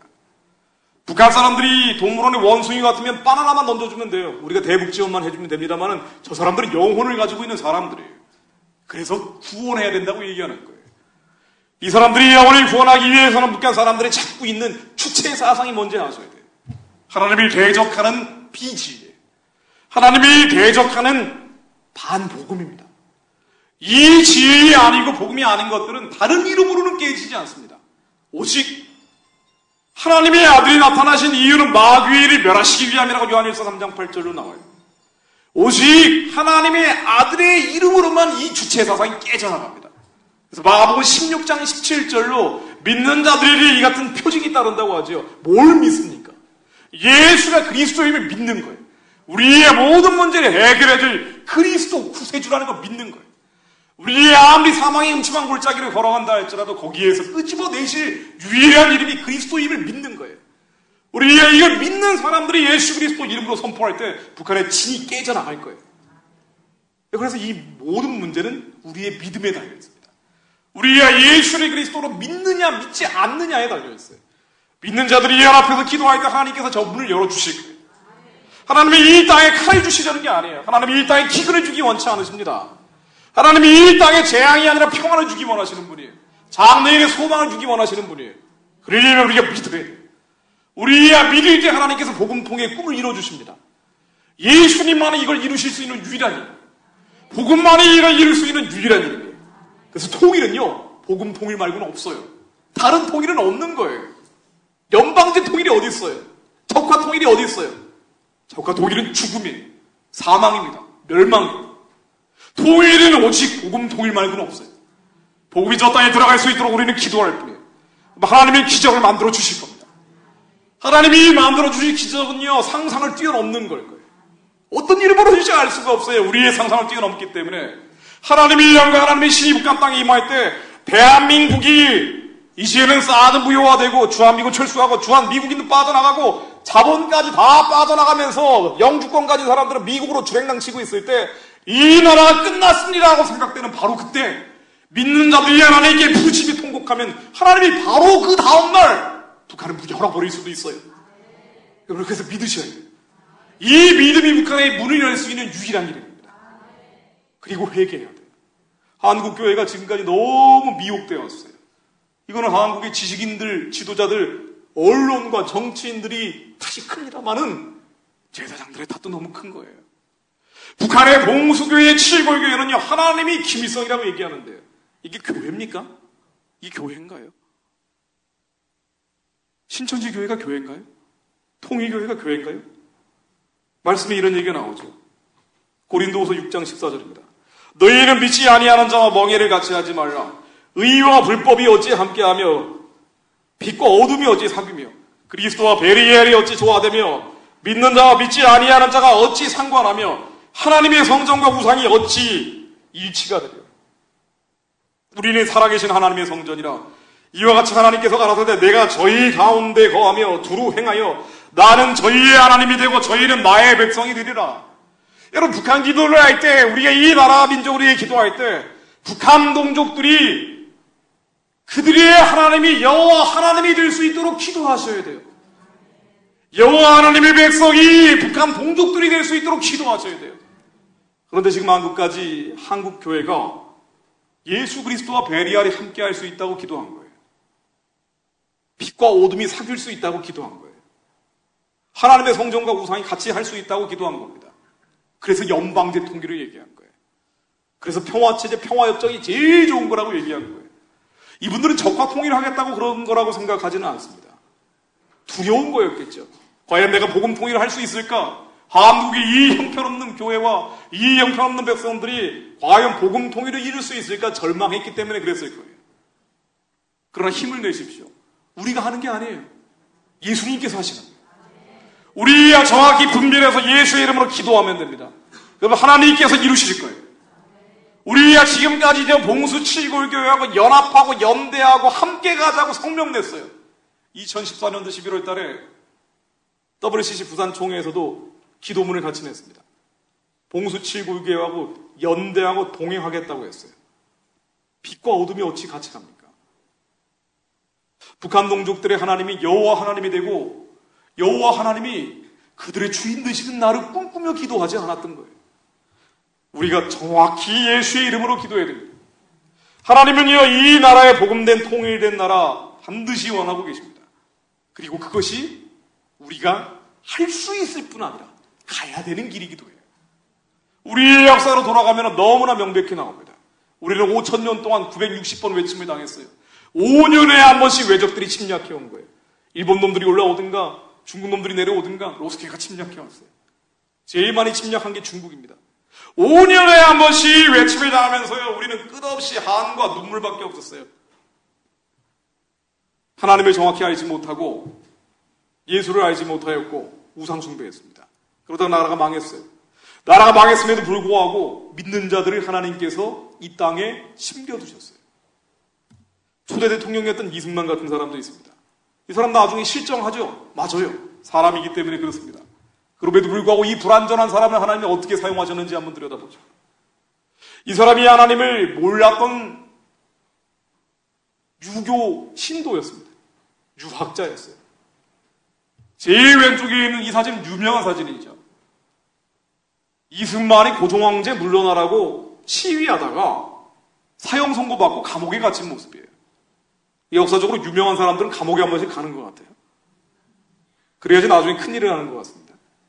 그 시대에서는 역적으로 분류가 되지만 시대가 지낸다 하면은 영으로 평가받기도 하죠. 이승만이 감옥 안에 갇혔는데 사형 선고를 받았어요. 내일 죽을지 모레 죽을지 알 수가 없는데 너무 마음이 힘드니까 성경을 읽기 시작합니다. 서양 선교사가 건네준 성경이었어요. 근데 이 성경을 읽다가 어느 날 이 감옥 안에 빛이 가득 차면서 빛 가운데로 빨려 들어가는 성령 체험을 하게 돼요. 하나님을 한번 만나고 나니까 이승만의 세계관이 바뀌어버린 거예요. 이러고나니 내가 아무리 지금 죽음 앞에 서 있고 아무리 사망의 그림자가 몰려온다 할지라도 내가 주님만 만나면 영원히 살 수 있는 주님의 나라에 갈 수 있구나.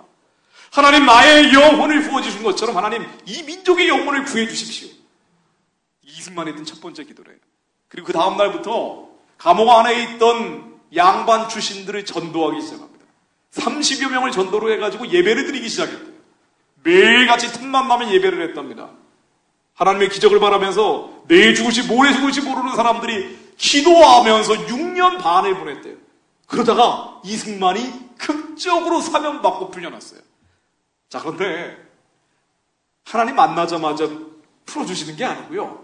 6년 반 만에 풀어주신 거예요. 여러분, 우리가 교회 다닌다고 형통하지 않은 경우가 많죠.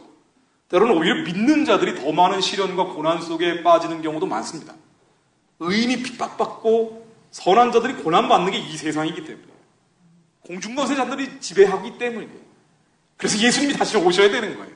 빨리 오셔야 우리가 영원히 주님과 더불어 다시는 애통하는 것이나 곡하는 것 없이 영원히 행복하게 사는 겁니다.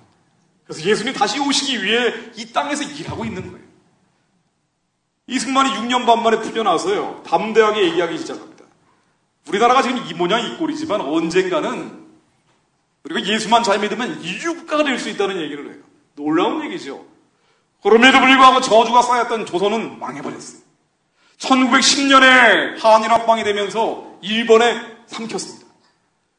그리고 나서 3년이 있다가 지금으로부터 104년 전에 이승만이 더 놀라운 얘기를 해요. 한국교회 핍박이라는 책에서 뭐라고 얘기를 했는 거 아니? 하나님이 이 땅의 나라는 사라져버렸습니다. 그러나 저 위에 만주, 시베리아 쪽으로 가면은 블라디보스토크, 하바우스크 이런 지역에 복음을 전하는 조선 사람들이 그렇게 많이 볼 수가 있습니다. 하나님, 우리가 지금 이 땅의 나라가 사라져버렸지만 하늘의 나라를 구하는 사람들이 나타났으니 주님 우리가 하늘의 나라를 구하면 땅의 나라를 회복시켜 주실 걸 믿습니다. 하나님 지금은 애국가를 부르지 못하지만 찬송가를 애국가 대신 부르고 태극기를 사용하지 못하지만 우리가 교회의 십자가를 태극기처럼 바라봅니다. 하나님 우리가 교회 이름만 전력을 다하고 오직 예수만 믿는 백성들이 되면 그러면 언젠가는 일본을 전도하고 언젠가는 중국 대륙을 전도하고 언젠가는 세계에 평화를 전하는 나라가 될 걸 믿습니다. 세계에 복음 전하는 평화를 전하는 나라가 되겠다라고 꿈을 꿨어요. 그러면서 이 조선은 동방의 예루살렘처럼 하나님이 특별히 선택해 줄 나라가 맞다고 저는 믿습니다. 일제 35년 동안요 이렇게 기도하는 사람들이 늘어난 거예요. 이 땅의 나라는 사라져버렸지만 조선 팔도로 돌아다니면서 예수의 나라를 전하고 예수의 피가 뿌려지면 우리의 저주는 끊어지고 주님께서 반드시 살리실 것입니다. 우리가 독립운동을 대놓고 하지 못해도 우리가 예수의 혁명을 얘기하고 다니면 하나님은 우리 민족을 살리실 것입니다. 이승만 같은 자들이 오직 예수로 살아야 된다고 외치고 다닌 거예요. 순수 복음을 들고 다닌 거예요. 말씀 그대로 믿기 시작한 거예요. 주일의 때에 복음을 전하면은요, 우리가 예수의 십자가를 지자고 선언을 했더니 그 다음 주일날 신도들이 다 십자가 깎아가지고 지고 왔다는 거 아니에요. 있는 그대로 다 믿어버렸어요. 일제 35년이 어려운 시절이었지만은요, 이 어려운 시절이라는 건 이유가 있습니다. 이해할 수 없는 고난에는 반드시 이유가 있어요. 우리가 납득할 수 없는 고통에는 반드시 이유가 있어요. 왜 그렇습니까? 바울이요 고린도서 1장 9절에 이렇게 얘기합니다. 내가 아시아에서 당한 환난을 너희들에게 알기 원하는데 그것은 내가 너무 심한 고생을 받아 살 소망이 끊어져 버렸어. 너무 고생을 해서 죽고 싶었대요. 왜 하나님이 바울같이 가장 위대한 그리스도인을 죽도록 고생을 시켰을까요? 왜 이해할 수 없는 핍박과 배신과 참소와 음해와 이 어려움 속을 계속 몰아가셨을까요? 바울이 이렇게 얘기합니다. 그는 그 이유는 오직 죽은 자를 다시 살리신 하나님만 믿기 위함이라. 우리 오직 하나님만 믿게 하기 위해서 하나님은 어려움 속으로 몰고 가시는 거예요. 오직 주님만 믿는 믿음이 이 모든 문제를 해결할 유일한 다윗의 열쇠라는 걸 알고 계시기 때문에 우리로 하여금 오직 주님만 믿게 하기 위함이에요. 우리 그렇게 믿는 사람들이 나오면 이 나라와 민족과 열방의 문제는 다 해결됩니다. 믿음에 달려있는 거예요. 그래서 일제 35년 동안 믿는 사람들이 나타났어요. 오직 예수를 믿고 오직 생명을 따라가는 자들이 나타나는 거예요. 그리고 광복이 되니까요, 이 광복을 보는 시야가 완전히 갈라졌어요. 어떤 사람들은요, 인본주의자, 인간적으로 접근하는 사람들은 자기들이 했다고 봤어요. 공산주의자들이죠. 사회주의자들이에요. 유물론자들이에요. 동경 유학 갔다 온 똑똑한 사람들 북쪽으로 잔뜩 올라갔습니다. 근데 북쪽에서 하나님 믿고 예수님 믿고 성령님 따라가는 사람들은 남쪽으로 잔뜩 내려왔어요. 남북이 영이 갈라져 버렸습니다. 채치듯이 갈라져 버린 거예요. 그리고 이 남쪽에 모인 사람들은요, 하나님 나라 만들어야 된다라고 외치고 다녔어요. 왜 일제 35년 동안 너무 고생을 했어? 우리의 시식이, 우리의 지능이, 우리의 재주가 하나님 앞에서 너무나 얄팍한 거라는 걸 알게 된 거예요. 하나님 없으면 이 백성들은 죽는다는 걸 알게 된 거예요. 960번 동안 60번 외침을 당하면서 일제한테 한 번 호되게 당하고 나니까 우리가 이 국제정치적으로 우범지대에 살고 있는 걸 알게 된 거예요. 중국, 러시아, 일본이 그르렁거리고 있는 여기서 예수 없이는 우리는 끝난다는 걸 알게 된 거예요. 지식인들이, 지도자들이. 그래가지고 1945년 11월 달에 정동 제1교회에서 어떤 나라 만들어야 되냐고 집회를 하는데 이승만은 당연히 기독교 입국해야 된다고 얘기를 하고요. 백범 김부 선생도 기독교인이 됐잖아요. 이 사람도 너무 믿을 게 없으니까 오직 예수만 믿게 된 거예요. 그럼 나중에 우리가 경찰서 만들 때가 아니라 치안이 그때 엉망진창이었죠. 경찰서 만들 게 아니라 경찰서 10개 만드는 대신에 교회 하나 세워야 된다고 그랬어요. 우리 오직 예수의 이름으로 나라 만들어야 된다고 그랬어요. 저희 세문안교회 장로님이 기도했고 상해 임시정부의 요인 가운데 한 명이었던 유명한 장로님들이 많이 계십니다. 김규식 선생 같은 분도 우리가 침략받지 않는 강대국이 되려면 오직 성경 위에 나라 만들어야 한다고 얘기했어요.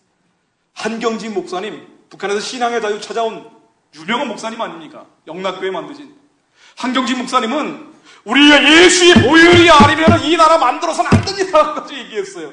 이 기도가 쌓인 겁니다. 35년 동안. 나중에 노선이 갈라지지만은요, 여러분들 이걸 집중하시면 안 돼요. 노선이 갈라지는 것이 아니라 이 쌓여있던 기도를 보셔야 돼요. 그래서 이 기도가 모이고 쌓여서 1948년도 5월 31일 날 대한민국의 국회를 처음 시작을 할 때 이승만 박사가 앞에 나와서 이렇게 기도를 합니다.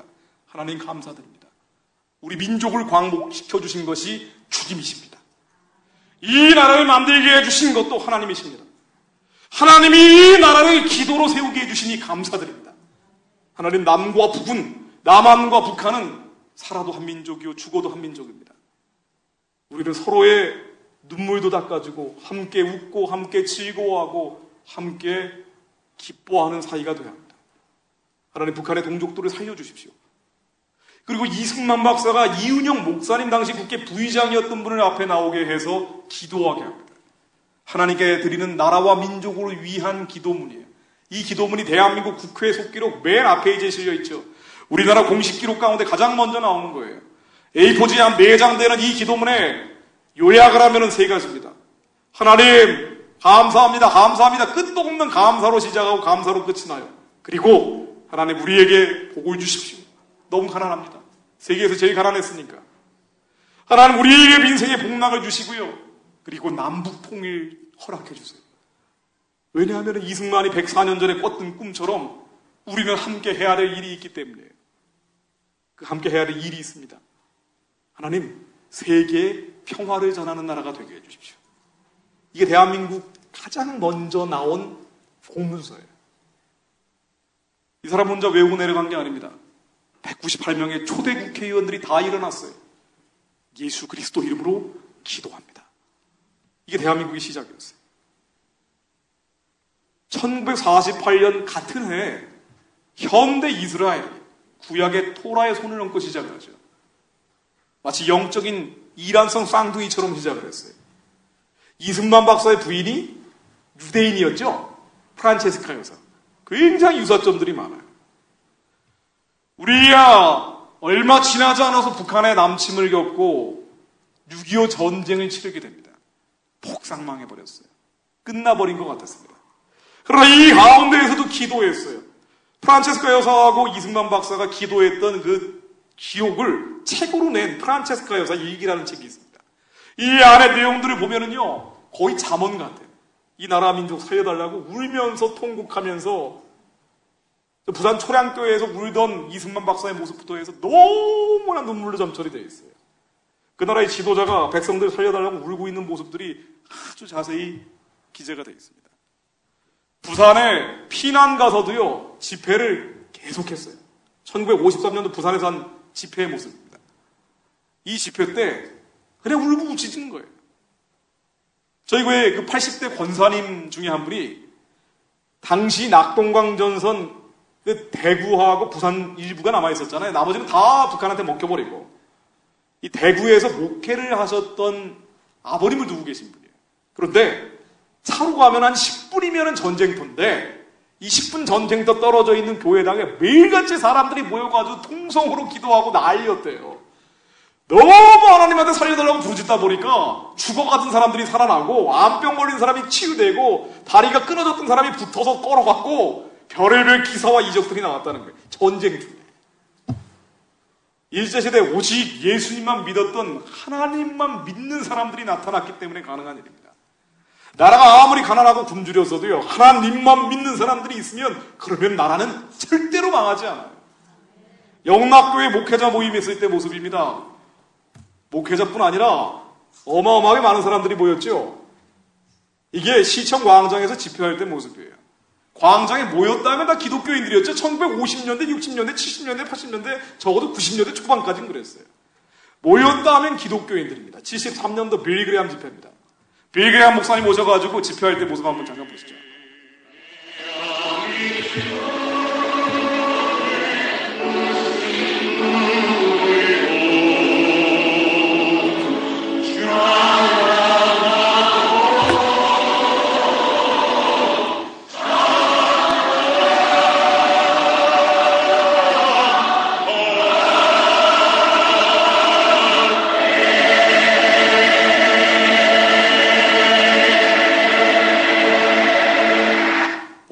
많은 up right 사람이 where you 보였습니다. are. 여러분이 앉아 계신 그 자리에서 예수 믿기로 작정하는 분들은 일어서라고 하겠습니다. Stand up 그 자리에서 일어서 주시기 and 바랍니다. say today, I want to receive Christ. 일어서면서 나는 예수를 영접하겠습니다. You may be a member of the church, 여러분이 교회 나가시는 분인지 모르겠습니다. but you're not sure that Christ lives in your heart. 그러나 여러분 마음에 그리스도가 사는지 아직 모르는 Well, 거예요. you want to be sure. 그러나 오늘 확실히 알기를 원하는 But 거예요. for thousands of you, it will be the first time. 아마 수천 명은 처음으로 예수를 믿게 되실 겁니다. I want you to stand up and say today, I'm willing to turn from my sins. I want Jesus in my heart. 이제 처음 믿기로 작정하시는 분들은 그 자리에서 일어나서 내가 예수를 영접하고 새 사람이 되겠습니다. Stand right where you are. 여러분들 그 앉은 자리에서 그대로 예수 믿는 분들은 예수 믿기로 작정하는 분들은 일어서 주시기 And 바랍니다. keep standing. 계속 서 계시기 바랍니다. And a counselor will come to you where you are. 여러분이 서 계시면 상담자가 여러분을 찾아가실 겁니다. I receive Christ as my Savior. 그리스도를 영접하겠습니다. I confess Him as Lord. 주님으로 고백합니다.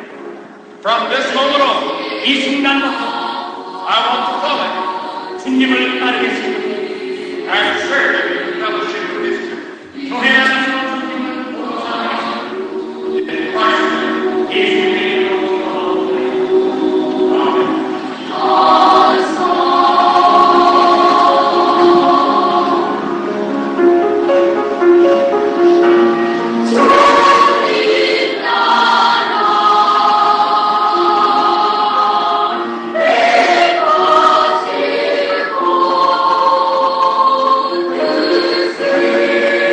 And you know, today we're witnessing a miracle. 90 years ago, you couldn't find a handful of Christian believers in this land. But today, tens of thousands of people are making their way into this Yoido Plaza to testify to their faith in the Lord Jesus Christ. We stand in amazement with an overwhelming sense of the majesty and the greatness of our God. 1950년대, 60년대, 70년대, 80년대, 90년대 초반까지라고 말씀드렸죠. 한국교회가 부흥하는 그래프와 대한민국 경제가 성장하는 그래프는 정확히 같습니다.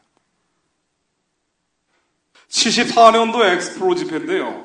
이때 658만 명이 왔어요. 하루에 철야를 158만 명이 했던 기록이 남아있습니다. 당시의 모습들인데 어마어마하죠. 예수혁명 밝은 표정들입니다. 지금 한국의 여러 가지 양극화 문제라든가 부정부패 등이 창궐한다라고 느껴지기 시작하니까 민중혁명하자는 얘기 많이 나옵니다. 우리가 지금 뭐가 문제인지 정확히 볼 필요가 있어요. 민중혁명 필요할 수도 있어요. 나보다 조금 더 많이 가진 사람들 뺏고 조금 문제 있는 사람들은 다 심판대 위에서 판단하고 비판하고 정죄하고 그리고 감옥 보내는 게 정의를 실천하는 것이라고 볼 수도 있습니다. 그러나 하나님은 뭘 원하시는지 보셔야 돼요. 하나님은 민중혁명 이전에 우리가 죄와 음란으로부터 자유로워하지 않은 예수의 혁명이 이루어지기를 바라고 계시는 분이에요. 우리야 예수께로 돌아가서 주님의 이름으로 기도의 복음으로 통일된 나라를 원하시는 겁니다. 우리가 가고자 하는 길과 하나님이 가고자 하는 길은 다른 거예요, 지금. 지금 한국이 예전보다 훨씬 잘 삽니다. 그렇지요? 저희 아버님이 고위직 공무원이었는데 제가 소세지 반찬을 초등학교 3학년 때 먹어봤어요. 그랬어요. 우리가 지금 없는 게 돈이 아니에요. 지금 없는 게 일자리가 아닙니다. 우리가 지금 없는 건 예수예요. 우리 안에 복음이 약해져 버렸기 때문에 문제가 생긴 거예요. 예전에 60년대, 70년대 훨씬 가난하고 굶주리고 그때 죽어가는 사람들 물가보다 훨씬 많았어요. 그럼에도 불구하고 우리 안에는 생명의 세대가 있었어요. 우리 안에는 예수의 세대가 있었습니다. 오직 하나님만 믿는 믿음이 있었어요. 문제가 생기면 밤새 철야하며 하나님께 살려달라고 부르짖는 그 믿음이 있었다고. 그러니까 살아난 거예요. 여러분, 이 믿음이 없어진 거예요. 우리에게 지금 없는 것은요, 통일하는 것도 마찬가지입니다. 우리가 통일할 준비가 안 돼 있다고 한국교회가 다 얘기합니다. 아니에요. 준비는 예전에 돼 있었어요. 우리가 경제적으로 아직 준비가 안 돼 있다 그래요. 아닙니다. 우리도 핵폭탄 가져야 된다 그래요. 아니에요. 우리가 군사력이 강해지고 경제력이 강해지는 준비가 아니라 우리 안에 준비가 안 된 건 믿음밖에 없어요. 우리가 믿음이 있으면 되는 건데 예수가 그리스도로 북한 땅에 임하면 되는 건데 이걸 안 믿기 때문에 선포하지 않는 거예요. 여러분, 믿어야 이게 이루어집니다. 논리만큼은 언제나 믿어야 이루어지는 거예요. 제가 이 말씀 한번 인용해 볼게요. 제가 전하는 것은요, 정보가 아닙니다. 제가 전하는 것은요, 여러분께 믿음이에요. 제가 왜 이런 걸 전해야 되는지 저도 잘 모르겠어요. 저는 목회자도 아닌데. 제가 지금까지 주사파들하고 이단 사입이 심지어 동성애자들한테 소송 걸려서 당한 소송 가액이 12억 2,500만 원어치입니다. 다 물어준 건 아니고요. 3천만 원 정도 그 정도 물어줬어요. 근데 나중에는 아예 내가 하지도 않은 걸 했다고 언론이 뻥을 튀겨가지고 마녀 사냥을 하는 걸 보고 이거를 내가 반박을 해야 되나 말아야 되나 하다가 포기해버렸습니다. 내가 반박해봐야 소용이 없더라고요. 한국의 언론은 거의 특별검사 수준이에요. 이 개인이 이걸 저항할 수도 없어요. 죽일 테면 죽이라고 내버려 두고 있는 상황인데 왜 이렇게 하실까? 여러분, 아브라함에게 하나님이 꿈을 주셨죠. 내 후손이 모래알처럼 많아질 거라는 꿈을 줬습니다. 놀라운 꿈이죠. 하나님이 놀라운 꿈을 주면 줄수록 더 어렵게 하십니다. 왜? 믿음을 시험해야 되기 때문에. 나중에 그 독생자 아들까지 바치게 하잖아요. 그러나 하나님은 선하신 분이었기 때문에 다시 살리시는 거예요. 로마서 4장 17절에 이렇게 나옵니다.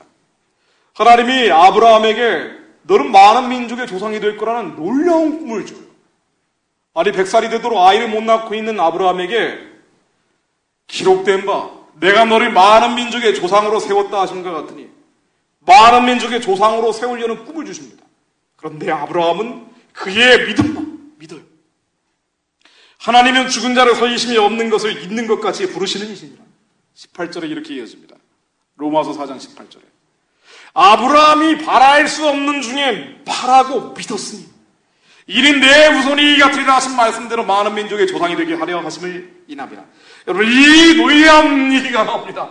아브라함이 바랄 수 없는 중에 바라고 믿었더니 놀라운 꿈이 주면 줄수록 하나님은 바랄 수 없는 상황으로 몰고 가시는 거예요. 하나님은 이 나라가 제사장 나라가 되기를 원하세요. 하나님은 수많은 기도자들의 꿈이 약해질 때마다 다시 한번 기름을 부으셔서 그 꿈을 선명히 하셨어요. 너희들은 수많은 열방의 작족들을 섬겨야 된다. 이스라엘이 돌아오는 결정적 도화선 역할을 하게 된다고 꿈을 주신 거예요. 그런데 이 꿈이 너무나 놀라운 거예요. 너무나 아름다운 거예요. 너무나 감미로운 거예요. 사단은 가만히 내버려 두지 않습니다. 하나님은 그러나 그 사단의 공작을 내버려 두는 거예요. 또 믿음을 훈련하기 위해서. 그래서 아브라함에게 꿈을 주신 것처럼 바랄 수 없는 중에 믿게 하는 거예요. 바랄 수 없는 상황으로 먼저 몰고 가시고 그 바랄 수 없는 상황에서 아브라함이 믿으면 이루어지는 겁니다. 여러분, 한국이 제사장 나라 된다는 거는요, 이건 믿기 어려운 얘기예요. 여러분, 머리로는 믿을 수가 없어요. 이걸 저한테 통일이 될 거냐면 예측하게 하지 마시라고요. 예측이 안 되는 거예요. 분석도 안 되는 겁니다. 예측하고 분석하면은요, 칼과 기근밖에 없어요. 그러나 하나님의 이 바랄 수 없는 상황 중에, 아니 지금 다음번 대통령 누구 뽑아야 돼요? 뽑을 만한 사람 있습니까? 어떻게 하나같이 이렇죠? 아니 좀 하나는 좀 괜찮은 사람이 나와야 되는데 어떻게 하나같이 다 좀 모질한 사람들이 다 뭐 특정 후보로 얘기하는 게 아니라 뭐 1번, 2번, 3번, 4번, 5번, 뭐 11번까지 들어가도 뭐 거기서 거기고 이거 참 뽑아야 되나 말아야 되나 그런 생각이 들게 합니다. 여러분들이 보수건 진보건 간에 우리 한국이 제사장 나라가 된다는 거는요, 정말 바랄 수 없는 상황인데 하나님이 이 바랄 수 없는 상황 중에 믿는 자들이 나오기 원하시는 거예요. 바랄 수 없는 중에 바라고 믿었더니 against all hope라고 영어에 번역됩니다. hope가 없어요. 희망이 없는데도 불구하고 against all hope, 희망이 사라져버렸는데도 불구하고 against, 여기에 하나님의 뜻이 있다고 바라고 믿는 사람들의 기도를 통해 예수의 이름으로 선포하면 북한 땅이 열리는 거예요. 여러분, 하나님이 그러면 기적을 만드시는 겁니다. 홍해를 가르시는 거예요. 복음 통일은 기적이에요. 하나님이 이 기적을 이루시는 것은 우리의 믿음을 통해서 간다. 그래서 복음으로 통일하는 거예요. 복음이 아니면 통일할 수 있는 이름이 없는 거예요. 여러분, 그래서 믿으시는 거예요. 복음으로 통일된다는 걸 믿으셔야 돼요. 믿는 자들이 기도할 때 하나님께서 그 꿈을 이루십니다. 아브라함이 바랄 수 없는 중에 믿었더니 정말 많은 민족의 조상이 됐어요. 민수기에 유대 백성들의 군대 숫자가 60만이라고 나옵니다. 아니 근데 이게 얼마 안 되는 기간 동안 군대 숫자가 60만이 되려면요 수학적으로는 불가능하대요. 수학자가 그러더라고요. 수학적으로 불가능한 거예요. 그럼 어떻게 가능합니까? 초월적으로 가능하대요. 그럼 어떻게 초월적으로 가능한데요? 그러니까 뭐 쌍둥이를 낳아도 4쌍둥이, 5쌍둥이, 6쌍둥이 계속 나가지고 초월적으로 이게 돼야 된대요. 그러나 하나님은 초월적으로 역사하시는 분이에요. 그래야지 믿는 자들로 이 나라가 통일해서 그 믿는 자들의 믿음을 통해 예루살렘까지 갈 거 아닙니까? 여러분 그래서 믿으셔야 돼요. 여러분 믿는 자들이 그래도 90년대 초반까지 남아 있었대요. 거의 광장 집회가 94년도에 끝이 납니다. 이때 왜 모였냐면요. 94년도 6월 25일 날 이 당시에 북한 김일성이 핵무기 만든다고 하니까 겁이 나서 다 몰려 나온 거예요. 지금은 핵미사일 만들어가지고 미국까지 떨어뜨리겠다 그래도 담대해져가지고 한국 사람들이 눈 하나 깜짝을 안 해요. 생화학탄을 바로 코앞에 떨어뜨리겠다 그래도 쏠라면 쏴라 그러고 비만 파고 있어요. 이 참 담대해졌는데 근데 이 당시에도 북한에 핵무기 만든다 그러니까 영적으로 민감하게 캐치하고 다들 몰려 나온 거예요. 간단하죠. 하나는요. 김일성 회개하게 해주십시오라고 기도했어요. 그러나 회개하지 않으면 하나님이 해결해 주십시오라고 기도했습니다. 어떻게 됐습니까? 김일성이 회개 안 했죠? 그리고 20일 있다가 건강하던 김일성이 갑자기 죽어버렸죠. 북한 핵무기가 두려운 게 아니에요. 미사일이 두려운 게 아니에요. 우리의 믿음 없음이 겁이 나는 겁니다. 믿는 자들이 광장에 몰려 나와서요. 아니 이제 수적으로 한국 기독교인들 팽창해서 양적 팽창은 의미가 없을지도 몰라요. 여러분 질적으로 성장하는 게 믿음의 성장입니다. 우리 믿는 자들이 광장에 몰려 나와서 예수 그리스도 이름으로 기도합니다. 하나님 우리의 죄와 음란을 회개합니다. 이 땅의 흡연율과 음주율이 세계 1등이 되었습니다. 여성 흡연율, 여성 음주율도 세계 1등이 되었습니다. 하나님, 우리가 괴롭고 힘들고 아프다는 이유로 세상적인 방식으로 우리의 괴로움을 풀려고 했습니다. 우리의 죄를 용서해 주십시오. 우리의 예수께로 돌아가서 하나님께 살려달라고 해야 되는데 하나님 그 대신에 그냥 당장 하나님 사람들을 통해 풀려고 했습니다. 우리의 이 연약함을 용서해 주옵소서. 우리의 돈과 물질이 최고인 줄 알았고 하나님 우리의 겉모습을 꾸미는데 너무나 많은 돈과 물질을 쓰고 있습니다. 우리의 죄를 용서해 주옵소서. 하나님 영적으로 불결하였고 북한에 죽어가는 동족들 앞에서 잔인하였습니다. 무정하였고 저들이 우리의 혈족이고 동족이고 정말 진정한 우리의 가족이라면 우리가 이렇게 둔감할 수 없을 텐데 하나님 나만 살겠다고 기도하지 않았습니다. 우리의 게으름을 용서해 주옵소서.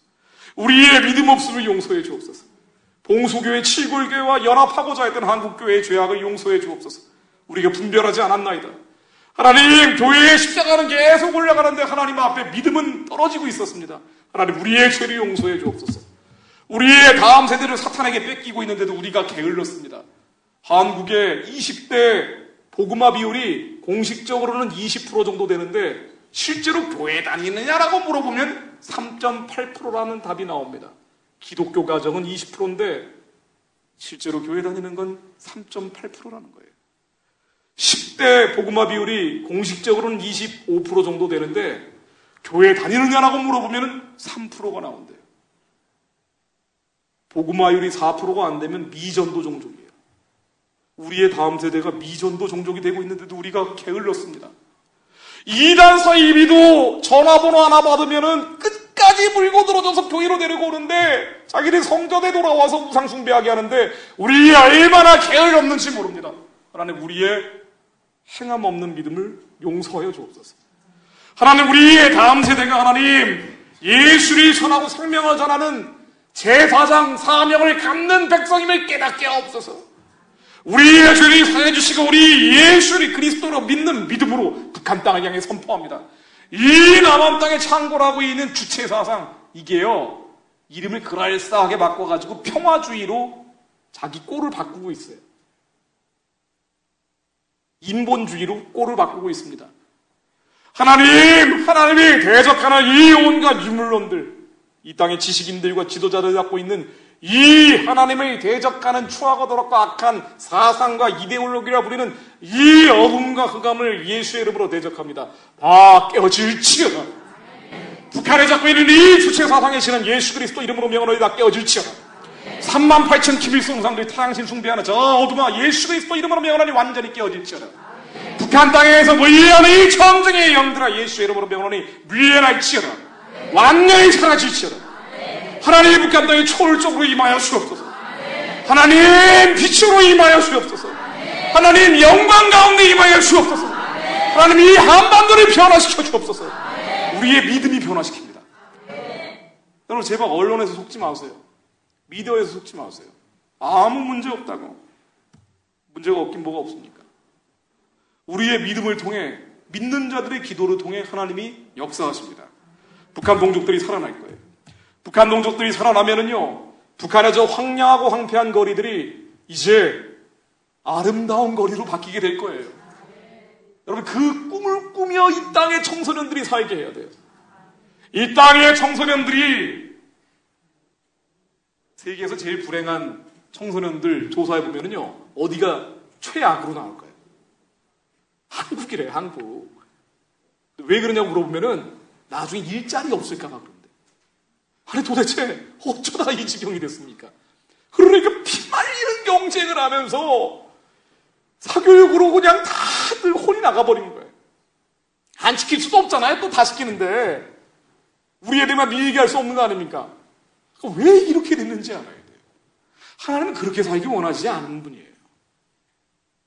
이 땅의 청소년들이 북한 구원의 환상을 꿈꾸게 해줘야 됩니다.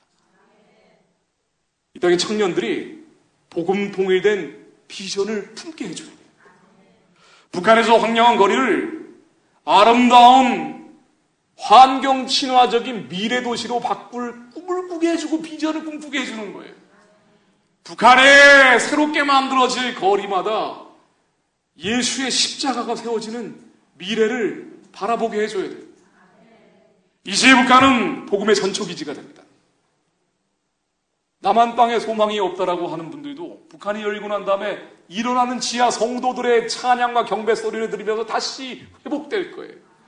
전 세계에 낙심하고 낙담했던 청년들과 청소년들이 오히려 복음으로 통일된 한반도를 보면서 살아날 겁니다. 북한의 거리마다 다시 하나님을 찬양하고 경배하는 노래소리로 이제 채워지게 될 거예요. 저 황량하고 황폐했던 거리에 하나님의 아는 지식이 가득 찰 거예요. 이 한민족의 큰 자로부터 작은 자까지 다 주님을 알리지 않아도 되는 것이 모두 주님을 알게 되기 때문일 거예요. 이제 우리 하나님이 여호와가 되시고 여호와께서는 나의 백성이라고 부르게 되실 겁니다. 우리가 이 꿈을 꿔야 돼요. 이 꿈을 꾸지 않으면 우리의 다음 세대는 다 유물론자가 돼요. 다 공산주의자가 돼요. 다 사회주의자가 돼요. 다 주사파가 됩니다. 그리고 사드처럼 해야지 제일 좋은 거예요 라고 막 주장하고 남는 거예요. 또 왜 그러니? 미디어가 그러니까. 미디어 데스크가 주사파니까. 나는 주사파 하면서 퍼뜨리는 거 아니잖아요. 우리 다음 세대들에게 복음으로 통일의 제사장 나라의 꿈과 비전이 들어가지 않으면 다 뺏기는 거예요. 다 뺏겨버립니다. 우리의 다음 세대가 이제는 미래의 꿈과 비전이 북한 사람들을 구원하고 해방하고 사회된 사람들과 함께 북한을 다시 재건해내고 지금은요 우리가 중국에 휘둘리고 있어요. 이거 하나님이 원치 않는 거라고 나는 믿습니다. 중국은 인본주의, 공산주의, 사회주의, 유물론이 지배하고 있어요. 여전히 3자교회와 지하교인들이 1억 명 가까이 된다는 추정도 나오는데 이 공산주의 정권에 휘둘리고 있어요. 숨을 못 쉬고 있습니다. 우리가 이 공산주의 정권에 휘둘리는 게 아니고요. 영적으로 나아가는 이 영적 화살이 중국을 때리게 될 거예요. 5,000년 동안 우리는 중국한테 폭력에 시달렸어요. 무력에 시달렸습니다. 완력에 시달렸어요. 우리가 똑같이 갚아주는 게 아니에요. 악을 악으로 갚아주는 게 아니에요. 우리는 평화적인 복음의 핵폭탄을 날려주는 겁니다. 이제 중국이 변화돼요. 중국의 성도들이 일어납니다. 지하교인들이 평양에서 이제 노래하는 사람들이 북경에서 노래할 거예요. 난징에서 노래할 거예요. 상하에서 노래할 겁니다. 계속 뻗어갑니다. 뻗어갈 거예요. 몽골 초원을 지나 카자흐스탄, 우즈베키스탄, 키르기스탄까지 뻗어갑니다. 이스야마되고 있는 저 땅을요, 중국의 신임의 부대와 함께 같이 복음 전하며 가는 거예요. 계속 뻗어갑니다. 앞으로 한 5년 뒤에 저 초원을, 저 넓은 끝도 없는 광야를 여러분들이 이제 안산에서 버스 대절해가지고요, 만주와 시베리아를 지나서 몽골 초원 지나 달려가고 있는 상상을 하셔야 돼요. 저 안에 여러분들이 타고 계시다고 상상해 보십시오.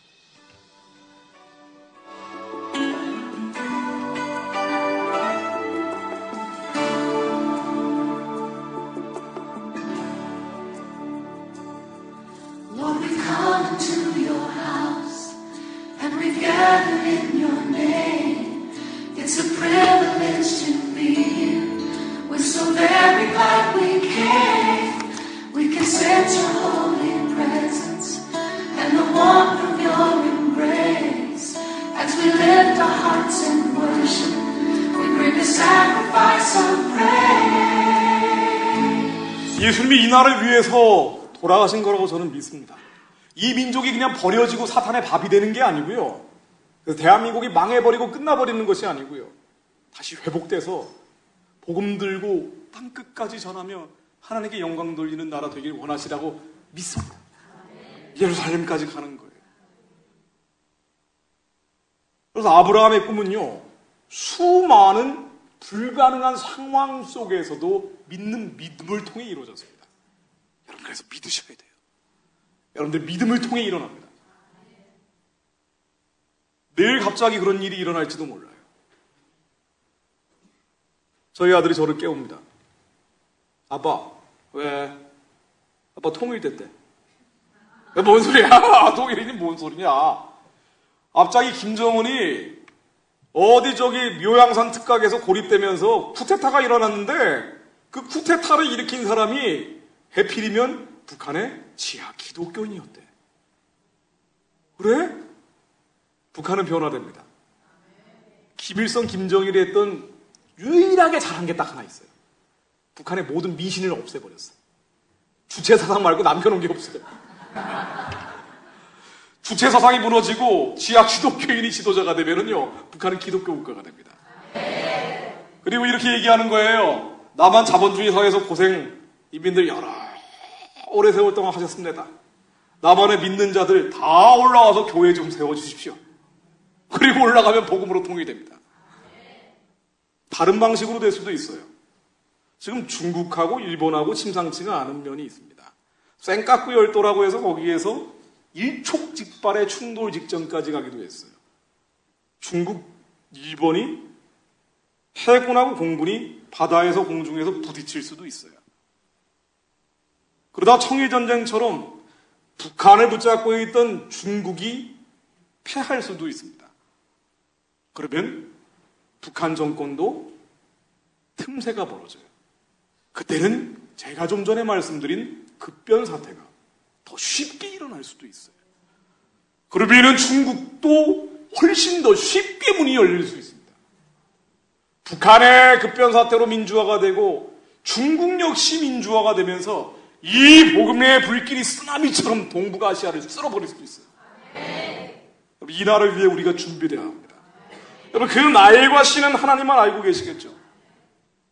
지금 벌어지고 있는 일들은요, 하나님께서 크고 비밀한 일들을 뭔가 계획하고 계신데 그 뭔가 뭔지는 몰라요. 그러나 믿는 자들이 믿고 북한의 이 흑암과 어둠과 사단의 힘과 싸우고 이 남한 땅에서 벌어지는 수많은 미혹과 속임수를 분별하시면 주님께서 여러분들의 믿음을 통해 이루십니다. 우리가 가야 될 곳이에요. 예루살렘까지. 이사야가 했던 수많은 예언들, 제가 하나하나 일일이 인용하지 않겠습니다.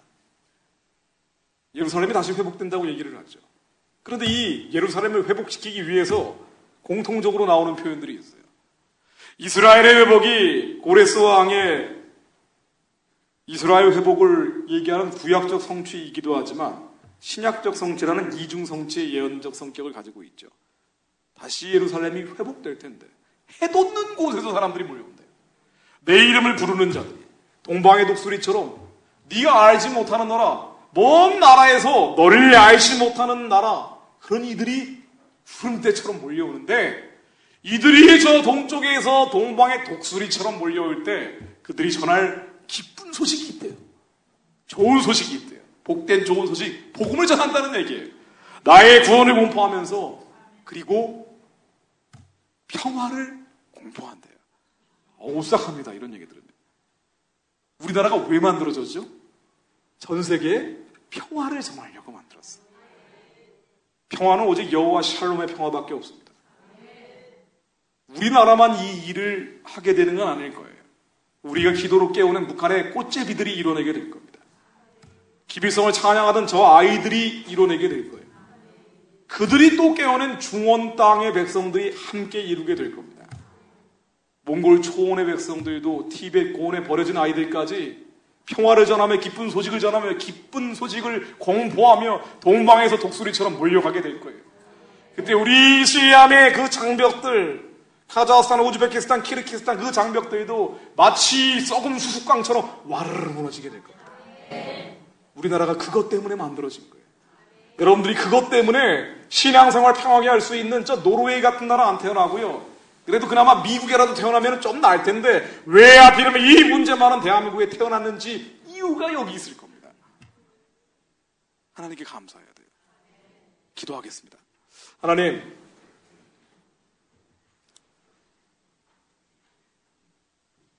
주님께서 주신 이 놀라운 꿈, 복음 통일로 세계 선교하는 제사장 나라의 꿈, 거룩한 대한민국의 꿈을 하나님 다시 한번 확인시켜 주시니 감사드립니다. 지금 이 남한 땅에는 수많은 미혹과 거짓말이 판을 치고 있고 하나님 악한 자들이 번성하고 있으나 하나님 어느 때까지니까 하나님 속히 주님의 역사를 이루어 주옵소서. 주여 이 모든 흑암을 거두고 주님 묵간 땅을 향해 선포하며 기도합니다. 이 어둠의 진앙을 향해 저희들이 부르짖으며 기도합니다. 가련한 자들이 하루빨리 구원시켜 주옵소서. 이 남한의 소망을 잃어버린 백성들, 꿈을 잃어버린 청년들, 하나님 절망 속에 빠져있는 청소년들이 하나님 선교하는 통일한국의 비전을 꿈꾸며 북한을 열고 땅끝까지 더 이어가게 주옵소서. 하나님 북한의 문을 열어 주옵소서. 북한에 있는 이 흑암과 어둠과 사단의 진 주체 사상의 견고한 아무리 거창해 보여도 주님 앞에는 썩은 수수깡처럼 허물어질 벽들임을 믿습니다. 예수 그리스도 이름으로 하나님 무너뜨려 주옵소서. 하나님 이제는 북한의 문을 열어 주옵소서. 북한의 문을 열어달라고 주여 삼창하며 기도하시겠습니다. 주여, 주여.